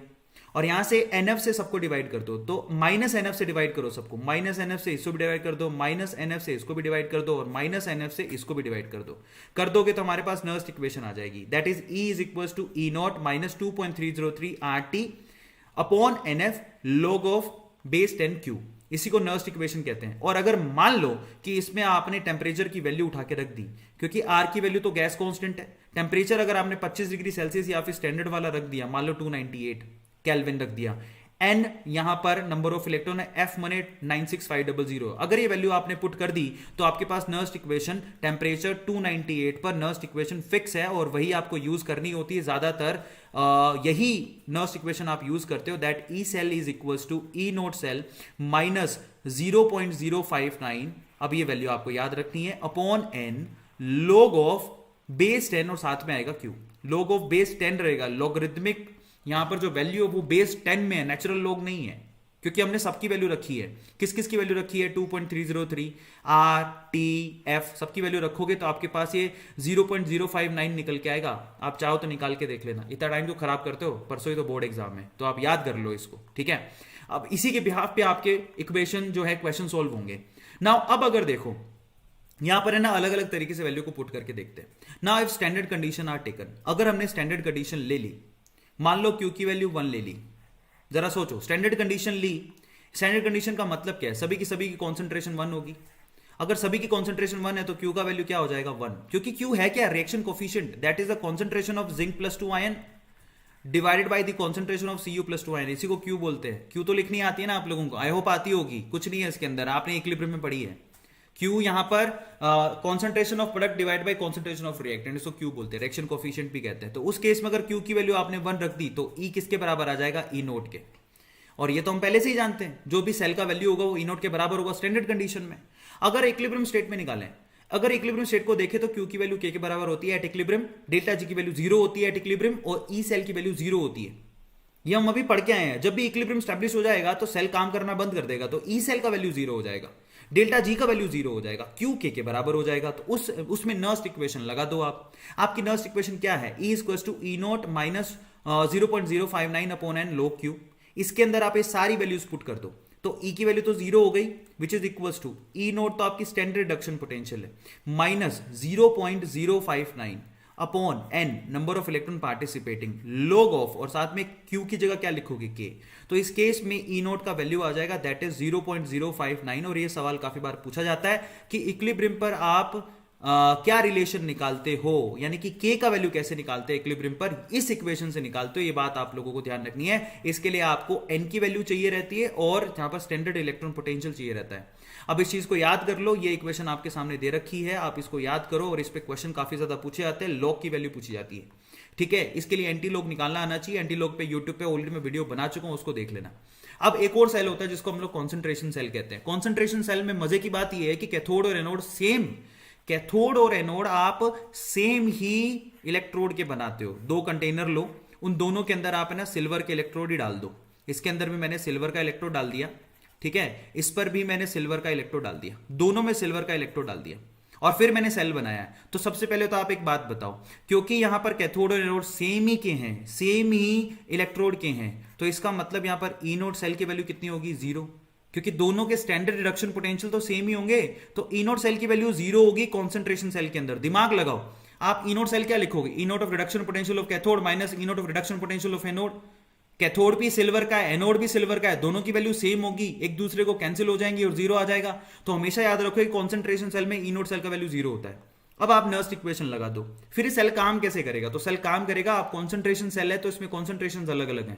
कैथोड पे जो आपके पास आयन है उसकी कॉन्सेंट्रेशन C1 है और एनोड पे जो आयन है उसकी कॉन्सेंट्रेशन C2 है। अब आप खुद से दिमाग लगाओ कि इस इक्वेशन में अगर आप इन दोनों को जोड़ दो तो हमारे पास ओवरऑल रिएक्शन क्या है? Ag plus C1 capital M और Ag plus C2 capital M. दोनों की कॉन्सेंट्रेशन अलग अलग है, इसलिए हम इसको कैंसिल नहीं कर सकते। इस केस में Q की वैल्यू क्या निकलेगी? Q की वैल्यू निकलेगी C2/C1, यही निकलेगी। Concentration eight product side divide by concentration eight reactant side, दोनों का रेशियो Q की वैल्यू है। तो इस केस में आपके पास अगर आप देखो तो ओवरऑल यहां पर नर्स्ट इक्वेशन में रख दो ये सारी चीजें। कॉन्सेंट्रेशन सेल में ई नोट सेल का वैल्यू 0 होता है और Q का वैल्यू किसके बराबर हो गया? That is C2/C1। सही है, C2/C1। और क्योंकि ये सिल्वर का आपने एग्जांपल लिया तो उसमें तो एक एक इलेक्ट्रॉन ही खर्च होगा, तो उसमें n का वैल्यू 1 है। तो आप नर्स्ट इक्वेशन में सारी चीजें रख दो। ई नोट सेल की वैल्यू तो 0 है, n की वैल्यू यहां पर 1 है और यहां पर एनोड की तरफ अगर आप देखोगे तो इसकी कॉन्सेंट्रेशन C2 है, इसकी कॉन्सेंट्रेशन C1 है। ये वैल्यू अगर मैं उठा के रख दूं तो आपके पास है ना टोटल ये EMF निकालने का इक्वेशन आ जाएगा कॉन्सेंट्रेशन सेल में। इन दैट केस जो मैंने एग्जांपल दिया तो ई सेल किसके बराबर होगा? 0.059, क्योंकि ई नोट सेल तो 0 हो गया। तो पीछे क्या बचा 0.059 अपॉन 1। अब ये ध्यान रखना ये माइनस का साइन था, अब ये माइनस का साइन यहां पर नहीं है तो इसका मतलब आपने इन दोनों को फ्लिप कर दिया है। लॉग की आती है ना, log of a by B किसके बराबर होते हैं, वो which is equal to minus of log of b by A, इसीलिए यहां पर उल्टा कर दिया गया है, यहां पर c1 अपॉन c2 लिखा है। इस चीज को चेक कर लेना, दिमाग लगाओगे तो कुछ भी नहीं है इसके अंदर।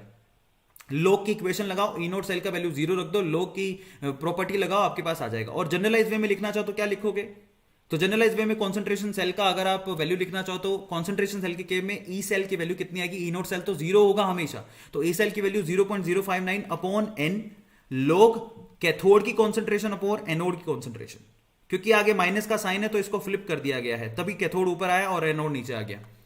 क्लियर होता है, तो दिमाग लगाओगे तो इनमें कुछ भी नहीं है, बहुत सिंपल क्वेश्चन आते हैं, बस कैलकुलेशन में प्रॉब्लम होती है और कहीं भी नहीं। अब मजे की बात देखो, मजे की बात यह कि ऐसे सवाल बहुत आते हैं और इनफैक्ट इसके आने के चांसेस बहुत है, ऐसे क्वेश्चन आपको मिलेंगे आपके जेईई और नीट के एग्जाम में भी। सवाल यह है कि यहां पर डेल्टा जी और ई नोट इनकी एप्लीकेशन क्या होती है, कहां आप यूज करते हो डेल्टा जी को, मतलब गिब्स फ्री एनर्जी को कहां यूज करते हो। तो यहां पर भी आपको हौच पौच दिखाई दे रहा है, तो मैं आपको एक क्वेश्चन देता हूं, मैं इस तरफ लिख देता हूं, जरा सोचिए कि अगर मैं कहूं आपसे कि Fe+3 यहां पर 3 इलेक्ट्रॉन लेके और टोटल Fe में कन्वर्ट हो रहा है, इस केस में ई नोट सेल का वैल्यू है ई नोट 1, स्टैंडर्ड ईएमएफ है वैल्यू ई नोट 1। इसी तरह से मैं दूसरा सेल दे दूं कि Fe+2 टोटल 2 इलेक्ट्रॉन लेके Fe में कन्वर्ट हो जाता है और इसके लिए ई नोट्स का वैल्यू है ई नोट 2, ई नोट सेल का वैल्यू कितना है ई नोट 2, ये स्टैंडर्ड पोटेंशियल दे रखे हैं।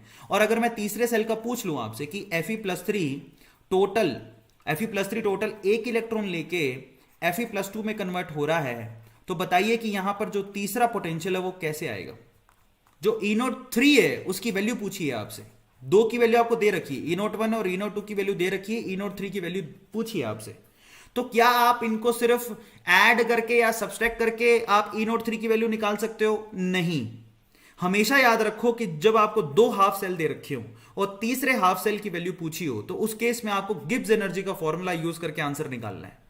ये हमें कैसे पता हाफ सेल है, क्योंकि यहां पर इलेक्ट्रॉन दिखाई दे रखे हैं, तीसरे हाफ सेल में इलेक्ट्रॉन दिख रहे हैं, तो इसका मतलब आप सीधे कभी भी फॉर्मूला नहीं लगा सकते जो आपको सिखाया गया है, कौन सा, that is E naught of reduction potential of cathode minus E naught of reduction potential of anode. ये फॉर्मूला आप नहीं लगाओगे, याद रखोगे जब भी हाफ सेल के लिए पूछा हो, ये आप सिर्फ फुल सेल के लिए लगाते हो। ये हाफ सेल है, क्यों, क्योंकि आपको इसको इक्वेशन में इलेक्ट्रॉन दिखाई दे रहे हैं, तो इस केस में आपको इसको यूज नहीं करना होता। तो यूज क्या चीज करते जरा उसको देख लो, ये क्वेश्चन है जरा आपके सामने देखो, ये चीज यूज नहीं करते, इसको मैंने क्रॉस कर दिया, तो यूज करते क्या है, करते हैं भाई साहब ये।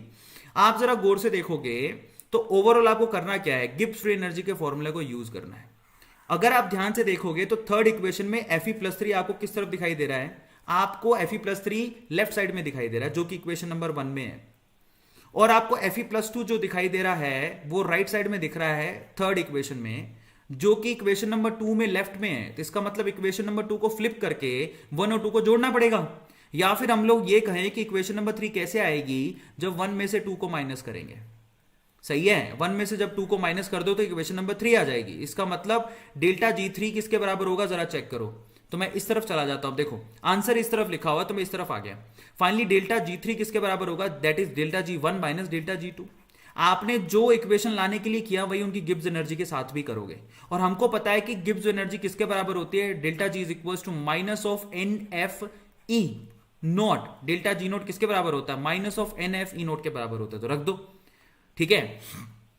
अब गौर से देखना यहां पे, सबसे पहले बताओ कि डेल्टा G3 की वैल्यू क्या किसके बराबर होगी, minus of NFE not 3, n की वैल्यू कितनी है, 1 है। तीसरी वाली इक्वेशन में इलेक्ट्रॉन कितने दिखाई दे रहे हैं, 1, तो वो मैंने यहां पर 1 रख दिया, 1 को रखूं नहीं रखूं कोई फर्क नहीं पड़ता, तो मैंने रख दिया minus of NFE3 not, E3 not तो निकालना ही था। अब बताओ डेल्टा G1 नॉट की वैल्यू कितनी है, वो होगी माइनस ऑफ NFE नॉट 1। तो यहां पर n का वैल्यू, मतलब पहली इक्वेशन में n का वैल्यू 3 है, वही वैल्यू मैंने यहां पर रख दी, माइनस ऑफ 3f और साथ में E नॉट 1 रखी। और इसी तरह से माइनस ऑफ डेल्टा G2 की वैल्यू कितनी है, माइनस ऑफ NFE नॉट 2। अब यहां पर बताओ कि n की वैल्यू कितनी है, 2। तो देखो माइनस का साइन तो फॉर्मूले से आ गया, और ये है डेल्टा G नॉट 2 का value minus of 2FE not, ये वैल्यू रख दो, माइनस माइनस प्लस हो गए, और यहां पर आंसर निकल के आएगा E naught 3 which is equal to thrice of E naught 1 minus twice of E naught 2। इस तरह से इसका आंसर को निकालना ये एप्लीकेशन पार्ट है और ये काफी बार पूछा जाता है और ये 100% ये क्वेश्चन आएगा, मैं आपको गारंटी दे रहा हूं। क्लियर हो गया? तो आपको यहां पर गिब्स फ्री एनर्जी का यूज करना होता है। आपको दिमाग लगाना है कि इन 3 इक्वेशन में से 2 से तीसरी इक्वेशन कैसे बनाओगे। जैसे बनाओगे वैसे आपको गिब्स फ्री एनर्जी के साथ भी ट्रीट करना है। अब हम चलते हैं आगे। इलेक्ट्रोलाइटिक सेल, तो हमारी एप्लीकेशन पार्ट खत्म होगी। इलेक्ट्रोलाइटिक सेल क्या होता है? जिसके अंदर आप ये नॉन स्पॉन्टेनियस केमिकल रिएक्शन होती है। पहली बात तो क्योंकि इसके लिए आपको बैटरी लगानी पड़ती है। देखो आपने बैटरी लगाई है। इलेक्ट्रोलाइटिक सेल तो बचपन से पढ़ते आ रहे हो, जिसमें क्या होता है 2 आप इलेक्ट्रोड लगाते हो, एक को आप कैथोड बोलते हो जो कि नेगेटिवली चार्ज होता है। अब आप देखो यहां पर इलेक्ट्रोलाइटिक सेल में जस्ट अपोजिट इलेक्ट्रोकेमिकल सेल जो आप पढ़ के आए, तो यहां पर कैथोड नेगेटिव है, एनोड पॉजिटिव है, और यहां पर एनोड को बैटरी के पॉजिटिव टर्मिनल से जोड़ा है इसलिए एनोड पॉजिटिव है, और कैथोड को बैटरी के नेगेटिव टर्मिनल से जोड़ा है इसलिए कैथोड नेगेटिव है। रीजन समझिए, बहुत इंपॉर्टेंट है।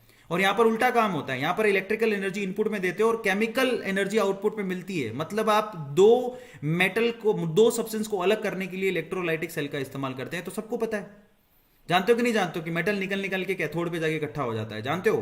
तो इससे आप रिफाइनिंग में या फिर आप मेटल एक्सट्रैक्शन में यूज भी करते हो। तो आप लेकिन ध्यान रखना है, इस केस में इलेक्ट्रिकल एनर्जी यानी कि ई की वैल्यू टोटल किस में कन्वर्ट होती है? केमिकल एनर्जी में कन्वर्ट होती है, सबको पता है। अब यहां पर ये सबको पता है कि ये सेल क्या है।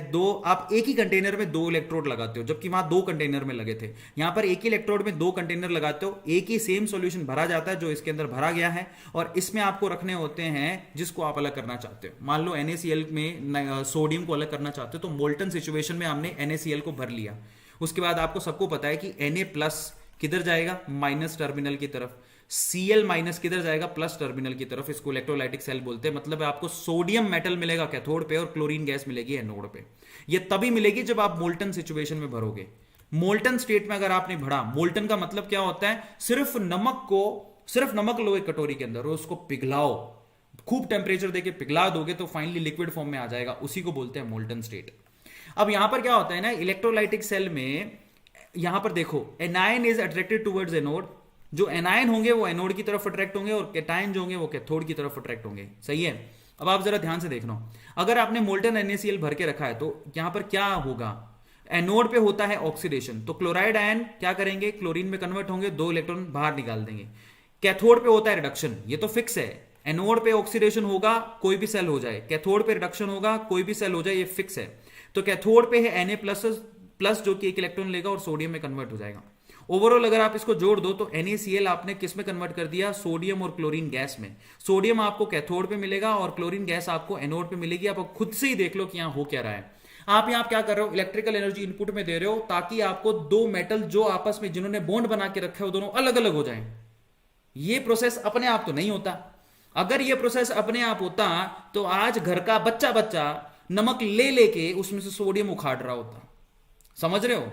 और सोडियम की फैक्ट्री लगा लेता। नमक तो 10 रुपए किलो ही आता है, और भी सस्ता आता है। तो ये स्पॉन्टेनियस नहीं है, इसके लिए बहुत जलवा लगाना पड़ता है। समझ में आता है? तो इसको इलेक्ट्रोलाइटिक सेल कहते हैं। अब डिफरेंट तरह के इलेक्ट्रोलाइटिक सेल होते हैं। ऐसा भी होता है जब आप मोल्टन स्टेट में भरते हो। मोल्टन मतलब सिर्फ NaCl है, उसी को गर्म करके लिक्विड फॉर्म में भर दिया। आप कभी कभार NaCl मोल्टन स्टेट में ना भर के आप एक्वस सॉल्यूशन में भरते हो, तब रिजल्ट अलग आते हैं। रिजल्ट डिपेंड करते हैं कि आपने कैसे भरा है। इस चीज को याद रख लेना।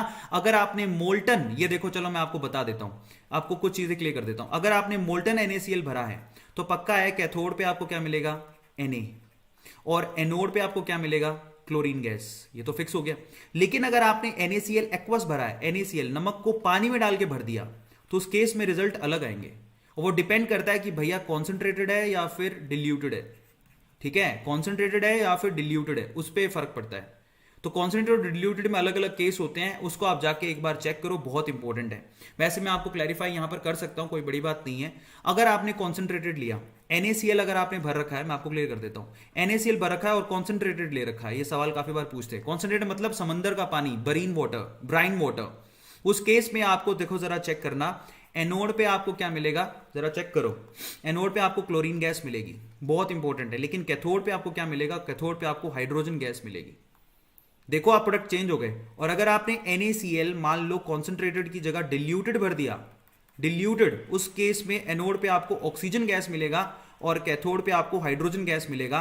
अब ये कैसे होता है इसको मैंने डिटेल में लेक्चर में समझा रखा है, लेकिन आप बोर्ड का एग्जाम में एक बार इनको एज इट इज याद करने की कोशिश करो। यहां पर क्लोरीन क्यों मिला, क्योंकि यहां पर कॉन्सेंट्रेटेड है और क्लोरीन इस केस में जीत जाएगा, एनोड पे क्लोरीन जाएगा। अब इसके बहुत सारे रीजंस होते हैं जिसको एक्सप्लेन करने के लिए आपको पूरा लेक्चर देखना पड़ेगा, इतना अभी समय नहीं है। तो आप एक बार इस चीज को ध्यान रखो कि NaCl मोल्टन में भरोगे तो क्या मिलने वाला है, NaCl कॉन्सेंट्रेटेड भरोगे तो क्या मिलने वाला है, और NaCl डिल्यूटेड भरोगे तो एनोड और कैथोड पे क्या मिलने वाला है। ये चीजें आपको क्लैरिटी होनी चाहिए, ध्यान से इसको देख लो। मैंने आपको रिजल्ट बता दिया, ऐसे रिजल्ट आपको दिमाग लगाने हैं, और ये डिपेंड करता है एक्चुअली इलेक्ट्रोकेमिकल सीरीज पे, ये डिपेंड करता है कि टोटल कॉन्सेंट्रेशन कितनी है, डिपेंड करता है कि आप करंट कैसे फ्लो करवा रहे हो। बहुत सारे फैक्टर होते हैं, इसमें कुछ पत्थर की लकीर नहीं है, समझ में आता है। और ये सारी प्रैक्टिस का खेल है, अगर आप प्रैक्टिस करके आए हो, इसलिए कहता हूं आप एनसीईआरटी की बुक खोल लो, और एनसीईआरटी की बुक खोलने के बाद है ना, इन क्वेश्चन की एक बार मुश्किल से कोई 10 क्वेश्चन है एनसीईआरटी में, 10 क्वेश्चन आपको, और 10 क्वेश्चन भी आपको एक्चुअली चैप्टर के अंदर दे रखे हैं, उनको याद कर लो बैठ के, एक ही बार में लिख लो, आपको याद हो जाएगा। कुछ होता नहीं है वैसे, एक्सेप्शन थोड़े बहुत ही होते हैं, उसके रीजन दे रखे होते हैं, और कुछ नहीं है। मान लो एसिडिफाइड वाटर भर दिया तो उनके रिजल्ट अलग आएंगे। एक्वस CaSO4 के केस में अगर प्लेटिनम इलेक्ट्रोड लगाया तो रिजल्ट अलग आएंगे, और कॉपर का इलेक्ट्रोड लगा दिया तो रिजल्ट अलग आएंगे। अब ये सारी चीजें मैंने वैसे डिटेल में करवा रखी थी, और ये सब चीजें डिपेंड करती हैं इलेक्ट्रोड पे भी, इलेक्ट्रोलाइट पे भी, करंट पे भी। और इसकी प्रैक्टिस के 10 क्वेश्चन है ओवरऑल, जिसको मैंने एक वीडियो भी बना रखी है, इलेक्ट्रोकेमिकल्स जो इलेक्ट्रोकेमिस्ट्री की वीडियो ही है, उसको आप देख लो, लेकिन उसमें वो आधे घंटे की वीडियो है और हमें इसको 1 घंटे में पूरा करना है, तो इसलिए मैं आपसे कहता हूं एक बार वो वीडियो देख लेना। अब अपन आते हैं फैराडे के लॉ पर। तो फैराडे का लॉ क्या कहता है जरा चेक करो, उसको मैं बताने का सिंपल तरीका है। फैराडे का लॉ ये कहता है, वैसे अगर आप इसको रूटीन वे में देखना चाहो तो इस तरह से देख लो, अगर Fe+2 2 इलेक्ट्रॉन ले तो वो Fe में कन्वर्ट हो जाएगा पक्का। ये आपसे ये कहता है कि अगर आपने 2 मोल इलेक्ट्रॉन फ्लो करवाए तो आपको 1 मोल Fe, यहां जरा ध्यान से इसको चेक करो, 1 मोल Fe मिलेगा। सही है, Fe+2 नहीं, 1 मोल Fe मिल रहा है, Fe मिल रहा है ना। अगर आपने 2 मोल इलेक्ट्रॉन फ्लो करवाए तो आपको 1 मोल Fe मिलेगा। अगर आपने 1 मोल इलेक्ट्रॉन फ्लो करवाए तो आपको क्या मिलेगा, आधा मोल Fe मिलेगा। सही है। अब आधा मोल Fe का मतलब क्या है, आधा मोल Fe का मतलब हो गया ओवरऑल 1 इक्विवेलेंट। अब आपको पता होना चाहिए इक्विवेलेंट निकालते कैसे, इक्विवेलेंट निकालते हैं मोल्स इनटू n फैक्टर।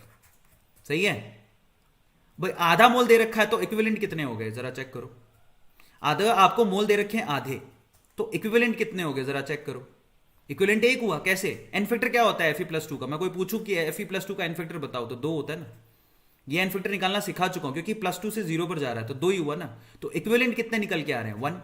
तो आधा मोल Fe का मतलब हो गया एक इक्विवेलेंट की बात कर रहे हो, मतलब समझो जरा इस चीज को कि 2 मोल से 2 मोल इलेक्ट्रॉन फ्लो कराते हो तो 1 मोल Fe मिलता है, 1 मोल इलेक्ट्रॉन फ्लो कराओगे तो आधा मोल Fe मिलेगा। आधा मोल Fe का मतलब होता है एक इक्विवेलेंट, यानी कि अगर आपने 1 मोल इलेक्ट्रॉन फ्लो करवाए, और 1 मोल इलेक्ट्रॉन एक्चुअली किसके बराबर होता है, 1 मोल इलेक्ट्रॉन पे जितना भी चार्ज होता है 1 फेरेड के बराबर होता है। ये पढ़ के आया आप थोड़ी देर पहले। अगर आपने सर्किट में 1 फेरेड फ्लो करवाया तो इसका मतलब आपको 1 इक्विवेलेंट मिलेगा, ये पक्का है। 1 इक्विवेलेंट में मास कितना होता है, उसके इक्विवेलेंट मास के बराबर होता है, यानी कि 1, ये अब लाइन याद करो क्योंकि यही बहुत इंपॉर्टेंट है। 1 फेरेड अगर आपने सर्किट में चार्ज फ्लो करवाया तो आपको 1 इक्विवेलेंट मिलेगा किसी भी मेटल का या किसी भी एलिमेंट का 1 इक्विवेलेंट मिलेगा अगर आपने 1 फेरेड फ्लो करवाया तो। ये चीज आप नीचे से भी सीख सकते हो। Fe+3 में 3 इलेक्ट्रॉन अगर आपने गेन करवा दिए तो Fe में कन्वर्ट होगा, मतलब 3 इलेक्ट्रॉन 3 मोल इलेक्ट्रॉन फ्लो करवाओगे तो आपको 1 मोल Fe मिलेगा। तो 1 मोल अगर आपने इलेक्ट्रॉन फ्लो करवाया तो आपको 1/3 Fe मिलेगा, फैक्ट है। या फिर 1/3 Fe+2 डिस्चार्ज होगा, कैसे भी समझ लो उसको। 1/3 Fe का मतलब क्या है, 1 इक्विवेलेंट। तो कहने का मतलब सिर्फ इतना है कि अगर आपने सर्किट में 1 फेरेड चार्ज फ्लो कराया, 1 फेरेड कितना होता है, दैट इज 96500 कूलम। अगर आपने इतना चार्ज फ्लो करवाया तो आपको कितना मास मिलेगा, उसके इक्विवेलेंट मास के बराबर मास मिलेगा उस मेटल के। और इक्विवेलेंट मास कितना होता है, that is molar mass divided by N factor. इतनी सी बात अगर समझ में आ गई तो आपको फेरेड का पहला लॉ समझ में आ गया। हमेशा इस चीज को याद करो, 1 फेरेड अगर आपने फ्लो कराया तो आपको 1 इक्विवेलेंट एलिमेंट मिलेगा, चाहे मेटल हो चाहे नॉन मेटल हो, 1 इक्विवेलेंट ही मिलेगा। 1 इक्विवेलेंट का मतलब उसके इक्विवेलेंट मास के बराबर मिलेगा। इक्विवेलेंट मास किसको कहते हैं, molar mass divided by N factor. ये चीज अगर आपको समझ में आ गई तो आपको फैराडे का पहला लॉ समझ में आ गया। और एक्चुअली फैराडे का पहला लॉ ये कहता है ओवरऑल जितना भी मास मिलेगा वो उसके चार्ज के डायरेक्टली प्रोपोर्शनल होगा, जितना चार्ज फ्लो कराओगे सर्किट में। चार्ज किसको कहते हैं, करंट इनटू टाइम। तो मास एक्चुअली डायरेक्टली प्रोपोर्शनल होगा करंट इनटू टाइम के। अगर प्रोपोर्शनलिटी साइन हटाओगे तो आप इक्वल का साइन लगाओगे, तो whatever be the mass you are gaining which is equal to Z I T. ये हमारे पास किसका लो है? फैराडे का फर्स्ट लो है। यहां पर जेड को क्या बोलते हैं उसको जरा चेक करो। मान लो कि मैंने सर्किट में 1 एम्पियर करंट फ्लो करवाई, मान लो कि सर्किट में 1 एम्पियर करंट फ्लो कराई 1 सेकंड के लिए। समझ में आता है? इसका मतलब मैं कितना चार्ज फ्लो करा रहा हूं? 1 कूलम। तो 1 कूलम अगर चार्ज फ्लो करा रहा हूं, उस केस में जितना भी मास है वो सीधे सीधे जेड के बराबर होगा। खुद ही देख लो ना भाई। आप m इज इक्वल टू क्या लिख के आ रहे हो? m is equal to Z into Q. अगर मैं कह दूं क्यू की वैल्यू 1 है तो m किसके बराबर हो गया? z के। इसका मतलब सर्किट में जब भी 1 कूलम चार्ज फ्लो कराओगे तो उस केस में जितना मास मिलेगा उसी को हम लोग z बोलेंगे। और अभी आप थोड़ी देर पहले पढ़ के आए हो 1 कूलम चार्ज फ्लो कराने पर आपको 1 इक्विवेलेंट मास मिलता है। इक्विवेलेंट मास के बराबर मास मिलता है, पढ़ के आए हो ना। इसका मतलब z की वैल्यू सीधी सीधी किसके बराबर हो जाएगी? इक्विवेलेंट मास के। खत्म ही हो गई बात वहां पे। समझ में आता है? या फिर इक्विवेलेंट के, बस वहां पर बात खत्म हो गई। इतना इक्विवेलेंट मास के बराबर होगा बस। तो इतनी सी चीज है जिसको आपको ध्यान से समझना था और कुछ नहीं है। तो फाइनली 1 कूलम में कितना मिलता है? मान लेते m। 1 कूलम में m मिलता है तो बताओ 96500 कूलम में कितना मिलेगा? 96500 m मिलेगा। और हमको पता है कि 96500 कूलम कितना होता है? 1 फेरेड। पता है ना? तो 1 फेरेड में आपको 1 फेरेड का मतलब 1 फेरेड में बताओ कितना मास मिलता है? 1 इक्विवेलेंट के मास के बराबर 1 इक्विवेलेंट मिलते हैं। 1 इक्विवेलेंट का मास कितना होता है? Equivalent mass. इसका मतलब 96500 m किसके बराबर होगा? E के। तो m की वैल्यू किसके बराबर हो गई? E by 96500। तो z का, और m है क्या? m है क्या जरा चेक करो। m 1 कूलम में टोटल मास है, तो इसका मतलब m एक्चुअली किसके बराबर हो गया? z के। तो आपको सिर्फ सीधी सीधी बात बताऊं तो z की वैल्यू किसके बराबर होगी? Equivalent mass divided by 96500। बस। तो अब अगर फैराडे के फर्स्ट लॉ से क्वेश्चन सोल्व करने हैं तो मैं आपको शॉर्ट एक सिंपल तरीका बताता हूं। या तो आप ये फॉर्मूला याद कर लो, W is equals to Z I T. ठीक है, W is equals to Z I T, जिसमें Z की वैल्यू किसके बराबर है? E by 96500। या तो आप ये याद कर लो, या तो मैं इससे सिंपल तरीका बताता हूं। अगर आपको क्वेश्चन सोल्व करने हैं तो हमेशा मोल निकालो। मोल से मास भी निकाल सकते हो और वॉल्यूम भी निकाल सकते हो। मोल निकालने का तरीका बहुत ही सिंपल है। कैसे निकालोगे? Current into time divided by n factor into 96500। Actually मैं सिर्फ कान जो है ना टेढ़े करके पकड़ रहा हूं और कुछ नहीं है। अगर आप ये z की वैल्यू e में रख दोगे तो ये इक्वेशन यहां से निकल के आ जाएगी। मैं आपको सिर्फ एक ही चीज बोलता हूं कि अगर आप फैराडे के लॉ के इक्वेशन सोल्व करना चाहते हो तो आप मोल का एक ही फॉर्मूला याद रखो, current into time divide by n factor into 96500। बस। अगर आपको ये याद है तो आप इससे आसानी से क्या कर सकते हो? न्यूमेरिकल सोल्व कर सकते हो। करंट का वैल्यू आपको दिया होता है, टाइम का वैल्यू दिया होता है, 96500 एक नंबर है, n फैक्टर आपको निकालना पड़ता है। मैं आपसे पूछूं कि हाइड्रोजन का n फैक्टर कितना होता है तो 2 याद कर लो, क्योंकि एक हाइड्रोजन H प्लस में होता है, 2 के लिए 2 हो गया। ऑक्सीजन का n फैक्टर कितना होता है? क्योंकि ये प्रोडक्ट होते हैं। ऑक्सीजन का n फैक्टर कितना होता है? 4। क्लोरीन का n फैक्टर कितना होता है? 2। कॉपर का n फैक्टर कितना होता है? 2। जिंक का n फैक्टर कितना होता है? 2। क्यों होता है? क्योंकि कॉपर Cu+2 की फॉर्म में होता है, Zn+2 की फॉर्म में होता है। क्लोरीन पे 1 Cl- पे 1 नेगेटिव होता है, तो 2 पे 2 होगा। तो ये इतनी सी चीजें याद करनी, कोई शक्तिमान बनने की जरूरत ही नहीं है इसके अंदर। तो एक फॉर्मूला याद करना और n फैक्टर निकालना आना चाहिए। आप सारे फॉर्मूले, सारे आंसर निकाल सकते हो, कोई प्रॉब्लम नहीं है। एक होता है करंट एफिशिएंसी। करंट एफिशिएंसी का मतलब क्या है? परसेंटेज करंट एफिशिएंसी का मतलब ये है, एक्चुअली जो सेल है ना वो जरूरी नहीं कि 100% आउटपुट दे। तो उस केस में हम लोग थ्योरेटिकली तो कुछ और ही कैलकुलेट कर रहे हैं। जो भी मास आप कहां से फैराडे के फर्स्ट लॉ से मास कैलकुलेट कर रहे हो, कैसे निकालते हो? Z into I into T. ये तो थ्योरेटिकली कैलकुलेट किया आपने, लेकिन एक्चुअली उतना मिल नहीं रहा है। तो इसका मतलब आपको एफिशिएंसी निकालनी पड़ती है कि करंट की एफिशिएंसी है कितनी। तो एक्चुअली मास कितना लिबरेट हुआ डिवाइडेड बाय थ्योरेटिकल मास कितना है, इंटू कर दोगे 100, तो यहां पर करंट की एफिशिएंसी मिल जाएगी। अब कई बार आपको ना क्वेश्चन के अंदर करंट की एफिशिएंसी दी हुई होती है। मान लो करंट की एफिशिएंसी दे रखी है 98%। उस केस में अगर आपको वेट निकालना है तो वेट का फॉर्मूला मॉडिफाई हो जाएगा। कैसे हो जाएगा? Z into I into T into क्या करोगे? एफिशिएंसी, क्योंकि एफिशिएंसी तो 98% ही है। बस इतना सा काम करना होता है। बहुत ही आसान काम है। इलेक्ट्रोकेमिस्ट्री तो मेरा फेवरेट चैप्टर है बाय द वे, और ये आसान भी है अगर आप न्यूमेरिकल सोल्व करो तो। अब आता है फैराडे के सेकंड लॉ पे। फैराडे का ये सेकंड लॉ है कि ओवरऑल अगर आपने 2 इलेक्ट्रोलाइटिक सेल को पैरेलली जोड़ दिया, पैरेलली जुड़े हुए 2 इलेक्ट्रोलाइटिक सेल, पहला सेल ये है, दूसरा सेल ये है, अगर आपने इन दोनों को पैरेलली जोड़ दिया तो इन पे जो भी मास मिलेगा उनका रेशो उनके इक्विवेलेंट मास के रेशो के बराबर होगा। क्योंकि हम पहले ही पढ़ के आ चुके हैं ना। जरा देखो, W is equal to according to Faraday law, W is equal to क्या होता है? Z into I into T. पढ़ के आए हो? Z की वैल्यू किसके बराबर होती है? अगर वो वैल्यू रख दूं तो वैल्यू होती है E/96500, ठीक है, यही होती है, इंटू I इंटू T। इसका मतलब whatever be the mass that is directly proportional to equivalent mass, whatever be the mass that is directly proportional to equivalent mass। ये कब? जब करंट और टाइम सेम हो। तो ये तो सीधे ही नजर आ रहा है ना। तो अगर दो सेल जिसमें करंट हो, क्योंकि पैरेलल लगे हैं, दो सेल अगर पैरेलल लगा के रखे हैं तो पैरेलल में करंट सेम होती है, तो जानते हो कि नहीं जानते हो? पैरेलल में अगर करंट सेम होती है तो इसका मतलब जो भी आपको दोनों सेल में वेट मिलेगा, ठीक है, मान लो कि पहले सेल में आपको कैथोड पे वेट मिल रहा है W1, दूसरे सेल में कैथोड पे वेट मिल रहा है W2, तो दोनों सेल में जो वेट मिल रहा है W1 अपॉन W2 वो किसके बराबर होगा? दैट इज इक्विवेलेंट मास के रेशियो के बराबर, E1 अपॉन E2। अब इक्विवेलेंट मास कैसे निकालते हैं वो पता होना चाहिए। Equivalent mass is equals to molar mass divided by n factor. ये लो, ये सिंपल सा तरीका है और इसको हम लोग फैराडे का सेकंड लॉ कहते हैं। उसको रिप्रेजेंट करने का तरीका ये है, आप जब ऐसा बोल रहे हो कि W1 upon W2 which is equals to E1 upon E2, तो आप इसको थोड़ा आगे पीछे कर लो, इसको E1 को नीचे लेके चले जाओ, तो उसको क्या लिखोगे? W1 upon E1 which is equals to W2 upon E2 which is equals to W3 upon E3 which is equals to W4 upon E4। चार चार कैसे आगे? क्योंकि चार इलेक्ट्रोड है, चारों पे अलग अलग प्रोडक्ट हो सकते हैं, या फिर चार सेल पैरेलली जुड़े हो सकते हैं। यही फैराडे का सेकंड लॉ है। बहुत सिंपल, अगर आप देखोगे तो फैराडे के फर्स्ट लॉ से फैराडे का सेकंड लॉ निकल के आया है। वो कहता है कि दो सेल अगर आपने पैरेलली जोड़ दिए तो जो भी वेट मिलेगा वो उसके इक्विवेलेंट वेट के रेशो के बराबर होगा, उनका रेशो इक्विवेलेंट वेट के रेशो के बराबर होगा। अब हमें पढ़नी है बैटरीज। इलेक्ट्रोलाइटिक सेल भी खत्म हो गए, बैटरीज जिससे आपको क्या मिलता है? इलेक्ट्रिकल आउटपुट मिलता है। तो जानते हो घरों में आपके बैटरीज लगी हुई है।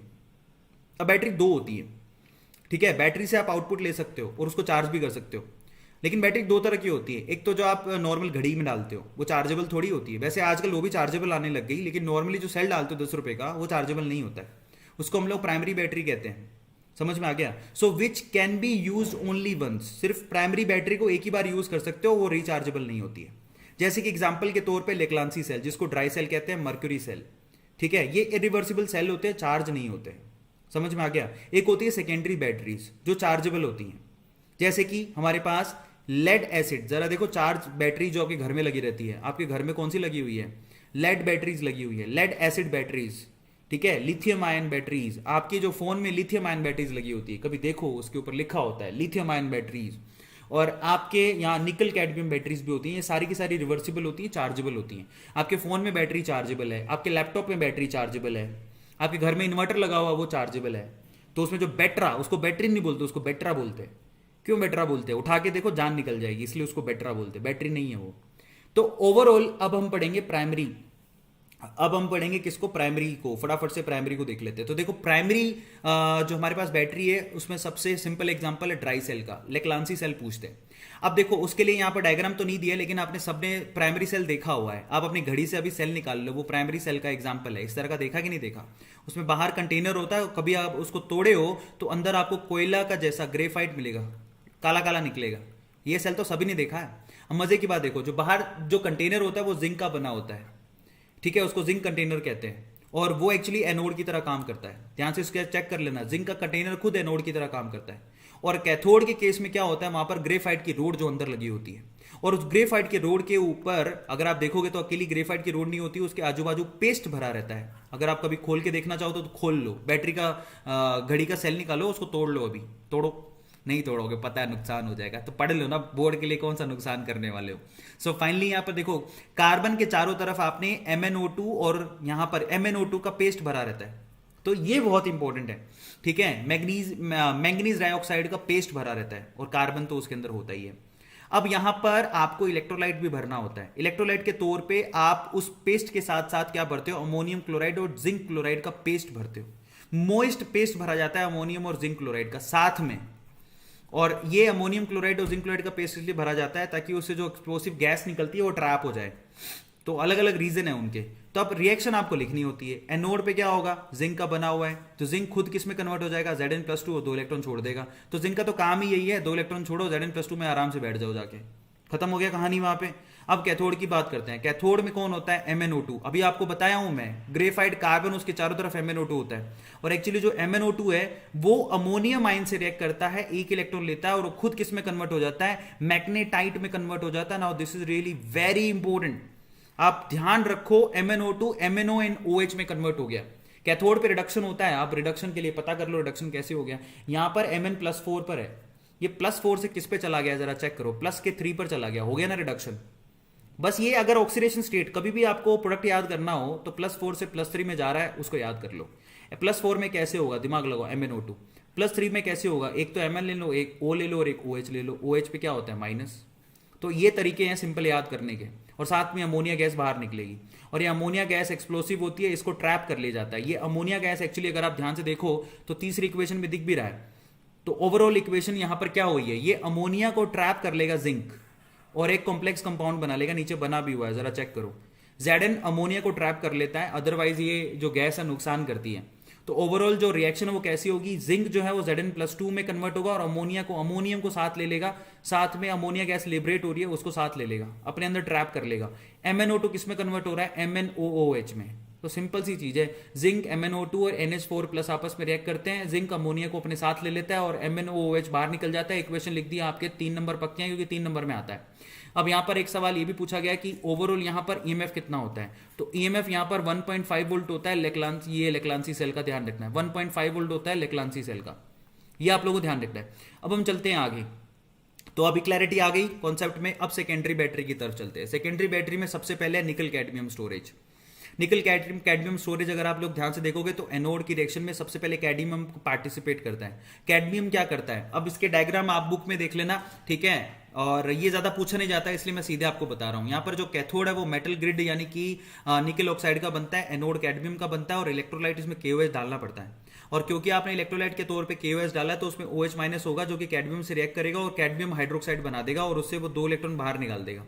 क्योंकि आपको दिख रहा है कैडमियम 0 से किधर चला गया, प्लस के 2 ऑक्सीडेशन स्टेट पे, तो 2 इलेक्ट्रॉन भाई ने छोड़े होंगे ना, कहीं से भी छोड़े हो, छोड़े तो है ना, छोड़ने की जगह बहुत होती है, सबको पता है। फाइनली एनोड, उसके बाद हम कैथोड की बात करते हैं। कैथोड जैसे कि हमें पता लगा है कि वो निकल ऑक्साइड का बना होता है, तो ये जो 2 छोड़े हुए इलेक्ट्रॉन है वो निकल ऑक्साइड यहां से कलेक्ट करता है पानी की प्रेजेंस में और वो खुद निकल हाइड्रोक्साइड में कन्वर्ट हो जाता है। यानी कि निकल यहां पे +4 से +2 जो कि उसकी स्टेबल सिचुएशन होती है उसमें चला जाता है।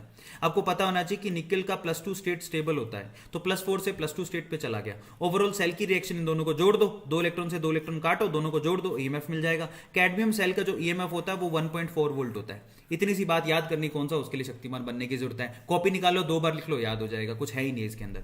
अब अगला जो मोस्ट इंपोर्टेंट सेल है जिसको हम लोग बोलते हैं लेड स्टोरेज सेल।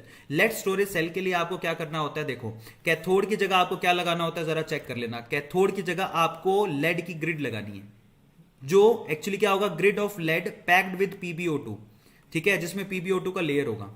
तो अगर आप कैथोड को देख पा रहे हो वो Pb और PbO2 से बनी हुई है, रेड कलर वाली दिखाई दे रहा है सब लोगों को।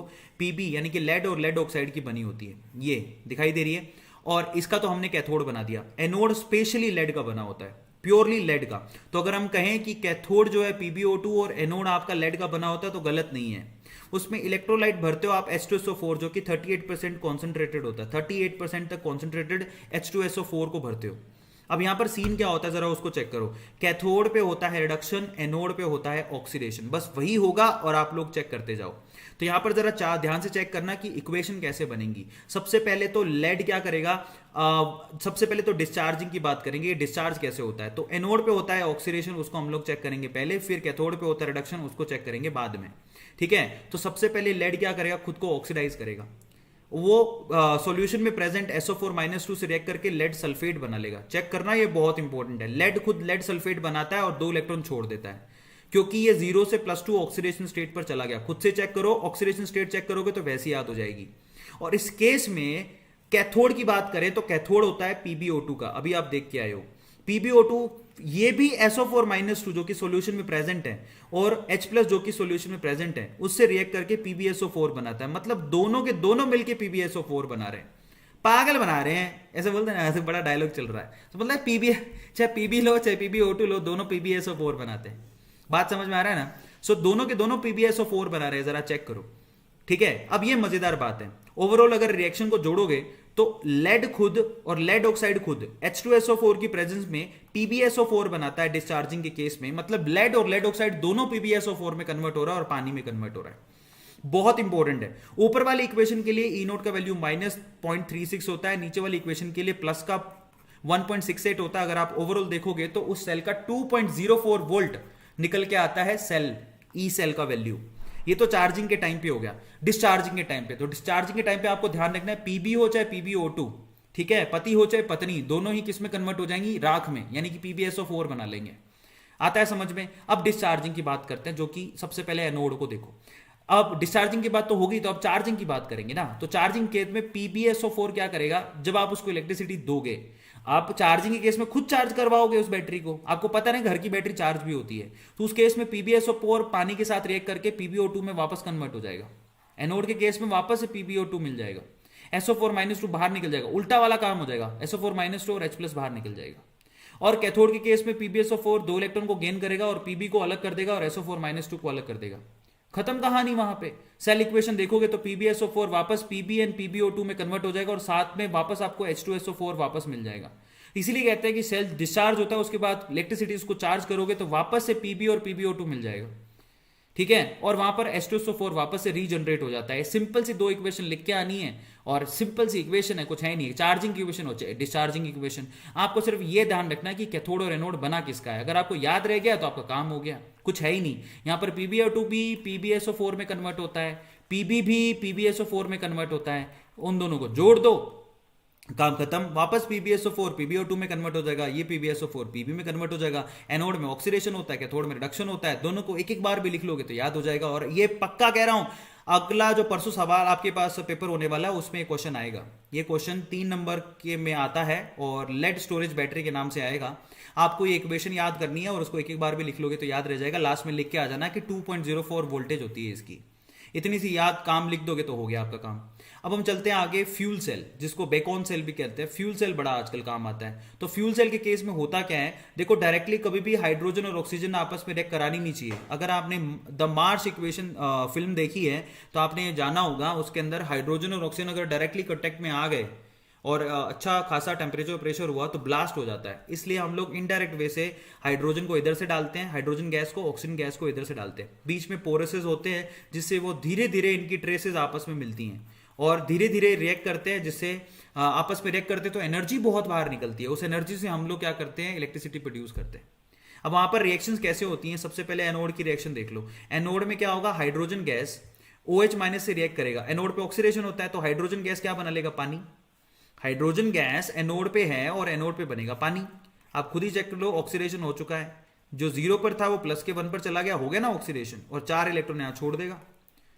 इसी तरह से अगर कैथोड देखो तो कैथोड पे ऑक्सीजन है जो अपना रिडक्शन करवाएगा। ऑक्सीजन क्या करता है, OH- में कन्वर्ट हो जाता है। कैसे ये रिडक्शन हुआ, क्योंकि ऑक्सीजन पे ऑक्सीडेशन स्टेट 0 थी, जैसे ही उसने OH- बनाया उसमें ऑक्सीडेशन स्टेट कितनी हो गई, -2, हो गई ना रिडक्शन।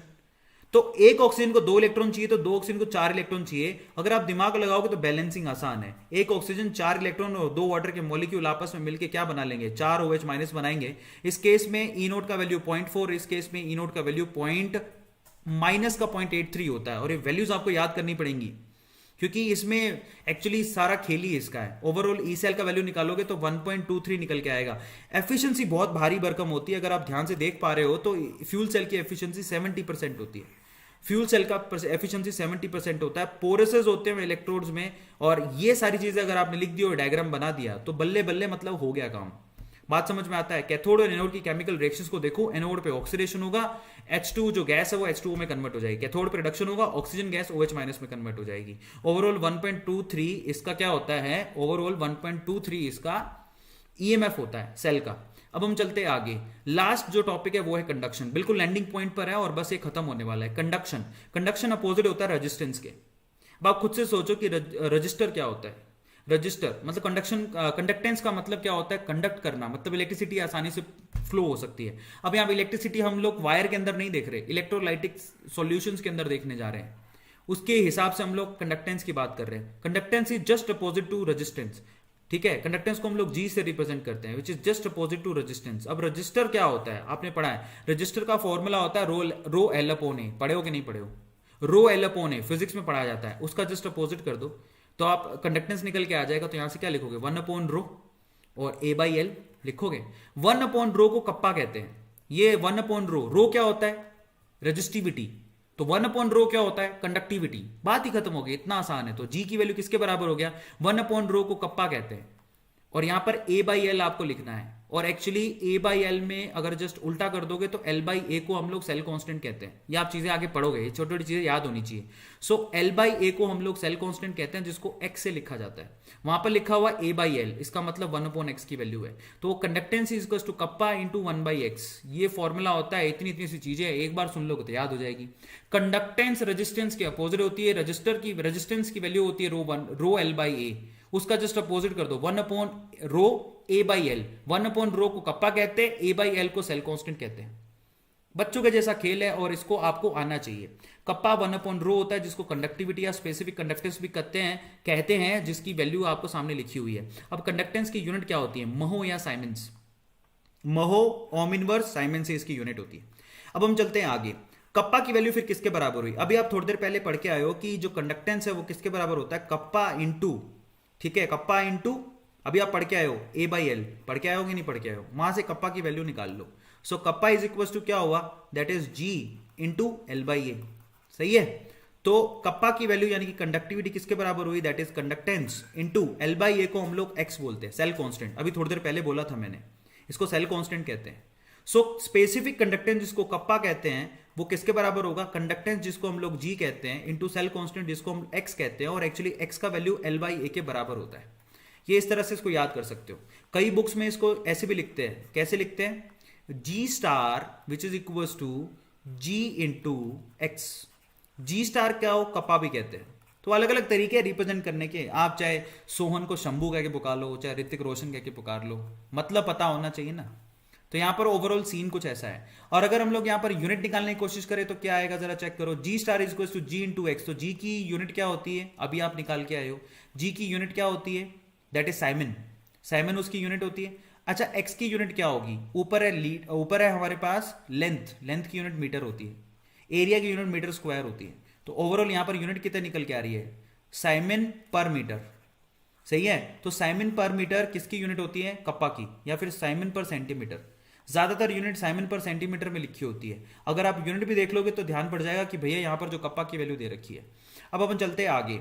ओवरऑल कप्पा को समझते हैं पहले, कप्पा होता क्या है जरा चेक करो। अगर मैं कह दूं आपसे कि ओवरऑल ये 2 इलेक्ट्रोड लगे हुए हैं, किसी इलेक्ट्रोलाइटिक सेल में 2 इलेक्ट्रोड लगे हुए हैं, जिनके बीच का एरिया ए मान लेता हूं और उनके बीच की लेंथ एल मान लेता हूं, तो इस इलेक्ट्रोलाइटिक सेल के लिए कंडक्टेंस की वैल्यू किसके बराबर होगी? जी के into G is equal to K into L by A. यही होगी कंडक्टेंस की वैल्यू। अभी आप थोड़ी देर पहले देख के आए हो। अब अगर मैं यहां पर ए और एल का वैल्यू 1 1 रख दूं, सपोज करो कि मैंने यहां पर ए का वैल्यू 1 सेंटीमीटर स्क्वायर रख दिया और एल का वैल्यू 1 सेंटीमीटर रख दिया, तो बताओ मैं कितना वॉल्यूम की बात कर रहा हूं? वॉल्यूम हो गया 1 सेंटीमीटर क्यूब। सही है। 1 सेंटीमीटर क्यूब का मतलब क्या हो गया? 1 ml। तो अगर मैं वॉल्यूम इनका 1 ml कर दूं, यानी कि एरिया और लेंथ की वैल्यू 1 सेंटीमीटर स्क्वायर और 1 सेंटीमीटर कर दूं, तो इस केस में जितना भी कंडक्टेंस आएगा वो सीधे कप्पा के बराबर होगा। क्योंकि कप्पा है क्या? कप्पा की वैल्यू है G into L by A. L की वैल्यू 1 रख दी, ए की वैल्यू 1 रख दी, तो इसका मतलब जी किसके बराबर हो जाएगा? के। अब एल और ए की वैल्यू 1 1 रखी, उसका मतलब क्या है? वॉल्यूम कितना हो गया? 1 सेंटीमीटर क्यूब, क्योंकि इसके अंदर 1 सेंटीमीटर क्यूब ही टोटल इलेक्ट्रोलाइटिक सॉल्यूशन आएगा। तो इसका मतलब 1 सेंटीमीटर क्यूब मतलब 1 ml के लिए कंडक्टेंस की वैल्यू कप्पा के बराबर होती है। अब ये चीज आपको ध्यान रखनी है, क्योंकि यहीं से आपकी कैलकुलेटिव पार्ट होता है। Kappa is what? Kappa is the conductance of 1 centimetre cube electrolytic solution. Kappa is called the conductance of 1 ml electrolytic solution. ये कप्पा की डेफिनेशन है। अगर आपको ये याद रहेगी तो मतलब हो गया काम। Kappa is the conductance of 1 ml electrolytic solution. कैसे निकला आपके सामने मैंने दिखा दिया। अब हम चलते हैं आगे। टाइप ऑफ कंडक्टेंस, एक तो होता है मोलर कंडक्टेंस, एक होता है इक्विवेलेंट कंडक्टेंस। मोलर कंडक्टेंस का मतलब हो गया conductance of 1 mole of solution. Equivalent conductance का मतलब हो गया conductance of 1 equivalent of solution. Simple सी तरीका है, कुछ भी नहीं है। 1 मोल के लिए जब आप कंडक्टेंस निकालते हो तो वो कैप एम के बराबर है, और 1 इक्विवेलेंट के लिए कंडक्टेंस निकालते हो तो वो कैप यू के बराबर है। इनके ऊपर क्वेश्चन बहुत आते हैं, सिंपल से इनके फॉर्मूले हैं। जब आप कैप एम की वैल्यू निकालोगे तो सिंपल सा तरीका है, क्योंकि आप मोलर कंडक्टेंस निकाल रहे हो तो 1000 into kappa divided by molarity. आपको मोलारिटी क्वेश्चन में दे रखी होगी। कप्पा की वैल्यू आपको डायरेक्टली कभी दे भी रखी होती है, कभी आपको निकालनी पड़ती है। इसी तरह से अगर आप इक्विवेलेंट कंडक्टेंस देखोगे तो इक्विवेलेंट कंडक्टेंस का मतलब होता है conductance of 1 equivalent of solution. समझ में आता है? यहां पर 1 मोल ऑफ सॉल्यूशन था तो मोलारिटी से डिवाइड कर दिया, क्योंकि मोलारिटी क्या होता है? मोल पर वॉल्यूम। समझ में आता है? तो आपके पास फॉर्मूला निकल के आया 1000 इंटू कप्पा बाई एम, ये तो मोलर कंडक्टेंस का फॉर्मूला है। और अगर आप इक्विवेलेंट कंडक्टेंस का फॉर्मूला निकालना चाहते हो तो आप मोलैरिटी की जगह क्या रख दोगे, नॉर्मेलिटी। अगर आपको इसकी डिटेलिंग चाहिए तो इसके लिए मैं ऑलरेडी वीडियो बना चुका हूं, आप देख लेना। बाकी अब टाइम नहीं है, अभी आप सिर्फ इतना ध्यान दो कि फॉर्मूला क्या है। तो कैप एम का value 1000 into kappa by M होता है। कैप EQ का वैल्यू होता है 1000 इंटू कप्पा बाई नॉर्मेलिटी, यहां पर नॉर्मेलिटी लिखना होता है। अगर मैं इक्विवेलेंट और ये इक्विवेलेंट कंडक्टेंस और मोलर कंडक्टेंस को डिवाइड कर दूं तो क्या निकल जाएगा, मोलैरिटी अपॉन नॉर्मेलिटी। और मोलैरिटी अपॉन नॉर्मेलिटी किसके बराबर होता है, 1 अपॉन n फैक्टर। अब आप याद करो कि नॉर्मेलिटी अगर आपको निकालनी होती है तो वो निकालते हो मोलैरिटी इंटू n फैक्टर, याद है। तो अगर आपको मोलैरिटी अपॉन नॉर्मेलिटी निकालनी है तो 1 अपॉन n फैक्टर के बराबर होगा।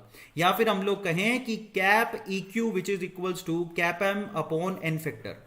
सिंपल सी बात है, यहां पर तो कुछ है ही नहीं। अगर आप फंडामेंटल आपके क्लियर है तो आप बहुत आसानी से आंसर निकाल लोगे, कुछ नहीं है इसके अंदर, बच्चों के जैसा खेल है। अब हम चलते हैं आगे, इफेक्ट ऑफ डाइल्यूजन। जब भी आप डाइल्यूट करते हो सिस्टम को तो कप्पा पे क्या फर्क पड़ता है, कैप एम पे क्या फर्क पड़ता है, कैप EQ के क्या फर्क पड़ता है और जी पे क्या फर्क पड़ता है। सीधे बता रहा हूं, ध्यान से देखो।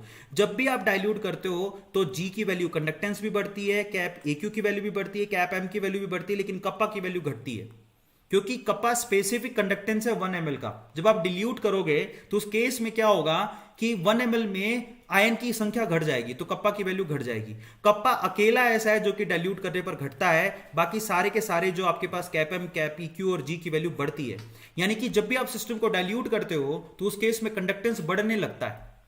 ये बहुत इंपॉर्टेंट है, कंडक्टेंस बढ़ता है, इक्विवेलेंट कंडक्टेंस बढ़ता है, मोलर कंडक्टेंस बढ़ता है, लेकिन कप्पा का वैल्यू घटता है, क्योंकि कप्पा का वैल्यू का मतलब क्या है, कंडक्टेंस ऑफ 1 ml सॉल्यूशन।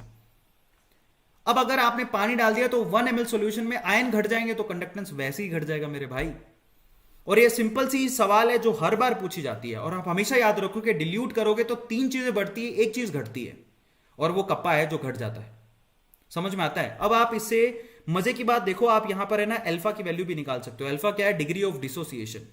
कि आपको पता होना चाहिए कि जो वीक इलेक्ट्रोलाइट है वो एक्चुअली पूरी तरह से नहीं टूटते। तो अगर आपने वीक इलेक्ट्रोलाइट का मतलब CH3COOH की बात कर रहा हूं, ये पूरी तरह से आपको आयन नहीं देते। अगर आपने 100 निकाले हैं तो 100 से मुश्किल से 10 जो होंगे वो CH3COO माइनस और H+ देंगे, मुश्किल से 10, बाकी 90 देंगे ही नहीं।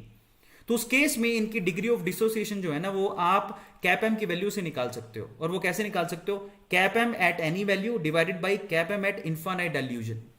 मतलब cap M at infinite dilution का मतलब क्या है कि आपको पता है कि डाइल्यूट करने पर सिस्टम की कंडक्टेंस बढ़ते जा रही है। तो इसका मतलब ये थोड़ी है कि आपने बहुत सारा पानी भर दिया तो इनफाइनाइट कंडक्टेंस हो जाएगी, नहीं, बढ़ती जरूर है लेकिन एक वक्त के बाद वो कांस्टेंट हो जाती है। तो इनफाइनाइट डाइल्यूजन का मतलब वो पॉइंट है जहां पर कांस्टेंट होगी, तो उस टाइम पे मोलर कंडक्टेंस कितनी है, इनफाइनाइट डाइल्यूजन पे मोलर कंडक्टेंस कितनी है और किसी भी टाइम पे कितनी है, उनके रेशो को आप लोग अल्फा बोलते हो, ये आप लोग ध्यान रखना। इनफाइनाइट डाइल्यूजन का मतलब बहुत सारा पानी डाल दिया, बहुत सारा पानी का मतलब जीरो कॉन्सेंट्रेशन भी कहते हो उसको। तो जीरो कॉन्सेंट्रेशन पर कैप एम का वैल्यू आपका कैप एम इनफाइनाइट कहलाता है। इनफाइनाइट डाइल्यूशन या फिर जीरो कॉन्सेंट्रेशन भी कहते हैं, आप इसको कैप एम जीरो भी कहते हो। ये बहुत सारा पानी डालने पर आपकी जो फाइनल कंडक्टेंस है उसको बोलते हैं। अब इलेक्ट्रोलाइट भी दो तरह के होते हैं, एक तो जो 100% आयनाइज हो जाते हैं उनके लिए अल्फा का वैल्यू 1 आएगा, और एक जो 100% आयनाइज नहीं होते उनके लिए अल्फा का वैल्यू 1 नहीं आएगा। मतलब जो वीक इलेक्ट्रोलाइट है उनके लिए कैप एम और यहां पर जो ग्राफ दे रखा है cap M versus concentration graph under the root C graph, वो कुछ ऐसा हाइपरबोला टाइप का आता है। ये आपको ध्यान रखना है, एक्सपेरिमेंटल ग्राफ है। स्ट्रॉन्ग इलेक्ट्रोलाइट के लिए तो ग्राफ एकदम स्ट्रेट लाइन आएगा, धीरे धीरे कंडक्टेंस घटेगा। लेकिन वीक इलेक्ट्रोलाइट के लिए ग्राफ बच्चों हाइपरबोला के जैसा आता है। मतलब वीक इलेक्ट्रोलाइट का आप कभी भी, क्योंकि रेक्टेंगल हाइपरबोला आता है, तो वीक इलेक्ट्रोलाइट के केस में ग्राफिकल रिप्रेजेंटेशन से उनकी कंडक्टेंस नहीं निकाल सकते हो। इसीलिए आप लोग किसका इस्तेमाल करते हो, इस केस में आप लोग इस्तेमाल करते हो कोहलर्स लॉ का। कोहलर्स लॉ वीक इलेक्ट्रोलाइट में कैप एम नोट का वैल्यू निकालने के काम आता है। मतलब इनफाइनाइट डाइल्यूजन में एक्चुअल में उसका कंडक्टेंस की वैल्यू कितनी होगी वीक इलेक्ट्रोड के लिए, इलेक्ट्रोलाइट के लिए, उसके लिए कोहलर्स लॉ यूज करते हैं। और हम लोग बिल्कुल एंडिंग पॉइंट पर पहुंच चुके हैं। और वो बहुत सिंपल सी बात बोलता है, वो सिंपल सी एक ही बात बोलता है कि वीक इलेक्ट्रोलाइट के लिए इनफाइनाइट डाइल्यूजन में जो कॉन्सेंट्रेशन होता है वो उनके इंडिविजुअल आयन के कॉन्सेंट्रेशन की समेशन के, इंडिविजुअल आयन के कैप एम की समेशन के बराबर होता है। अब मैं इसको समझाने का सिंपल तरीका बताता हूं। ये तो उसका लो हो गया, अब आपको पता नहीं इससे समझ में आया कि नहीं आया, लेकिन आपको मैं एग्जांपल देता हूं जिससे ज्यादा समझ में आएगा। मान लो कि अगर आप यहां पर NaCl की कैपएम की वैल्यू निकालना चाहते हो, तरीका बता रहा हूं। NaCl का कैपएम नॉट का वैल्यू निकालना चाहते हो। कैपएम नॉट मतलब इन्फानाइट डाइल्यूशन या फिर जीरो कॉन्सेंट्रेशन, बात एक ही है, चाहे ऊपर नोट लगाओ चाहे आप ऊपर इन्फानाइट लगाओ, ठीक है। अगर ये NaCl के लिए निकालना चाहते हो तो आपको सिर्फ इतना करना है। तो आपको करना क्या है, आपको कैप नोट का वैल्यू Na+ के लिए ढूंढना है जो कि गिवन होता है, और कैप नोट का वैल्यू Cl- के लिए ढूंढना होता है। दोनों को ऐड कर दो, आपको NaCl का वैल्यू मिल जाएगा। और पता है मैं सच्ची बता रहा हूं, ये क्वेश्चन सबसे ज्यादा इस पूरे चैप्टर में सबसे ज्यादा बच्चों के जैसे सवाल है। बच्चे मतलब कोई बच्चा भी कर देगा जिसको एक बार समझा दूं कि ऐसा है। जैसे कि आप जरा समझो, MgCl के लिए अगर मान लो अगर मुझे कैप एम नॉट का वैल्यू निकालना है, टोटल कंडक्टेंस निकालनी है इन्फानाइट डाइल्यूजन पे, मतलब ये होता है। तो इन्फानाइट डाइल्यूजन पे Mg+2 का कंडक्टेंस और इन्फानाइट डाइल्यूजन पे क्लोराइड का कंडक्टेंस, उसमें 2 क्यों लिया, क्योंकि क्लोरीन 2 है। बस इन दोनों को जोड़ दो, डाटा दिया होता है, सिंपल जोड़ना होता है और आंसर निकल जाएगा। इसी तरह से मान लो CH3COOH का आपको इन्फानाइट डाइल्यूजन पे टोटल मोलर कंडक्टेंस निकालना है, तो कैसे निकालोगे? पहले तो H+ का कॉन्सेंट्रेशन टोटल मोलर कंडक्टेंस ले लो, इन्फानाइट डाइल्यूजन में डेटा दिया होगा। फिर CH3COO- का ले लो, डेटा दिया होगा।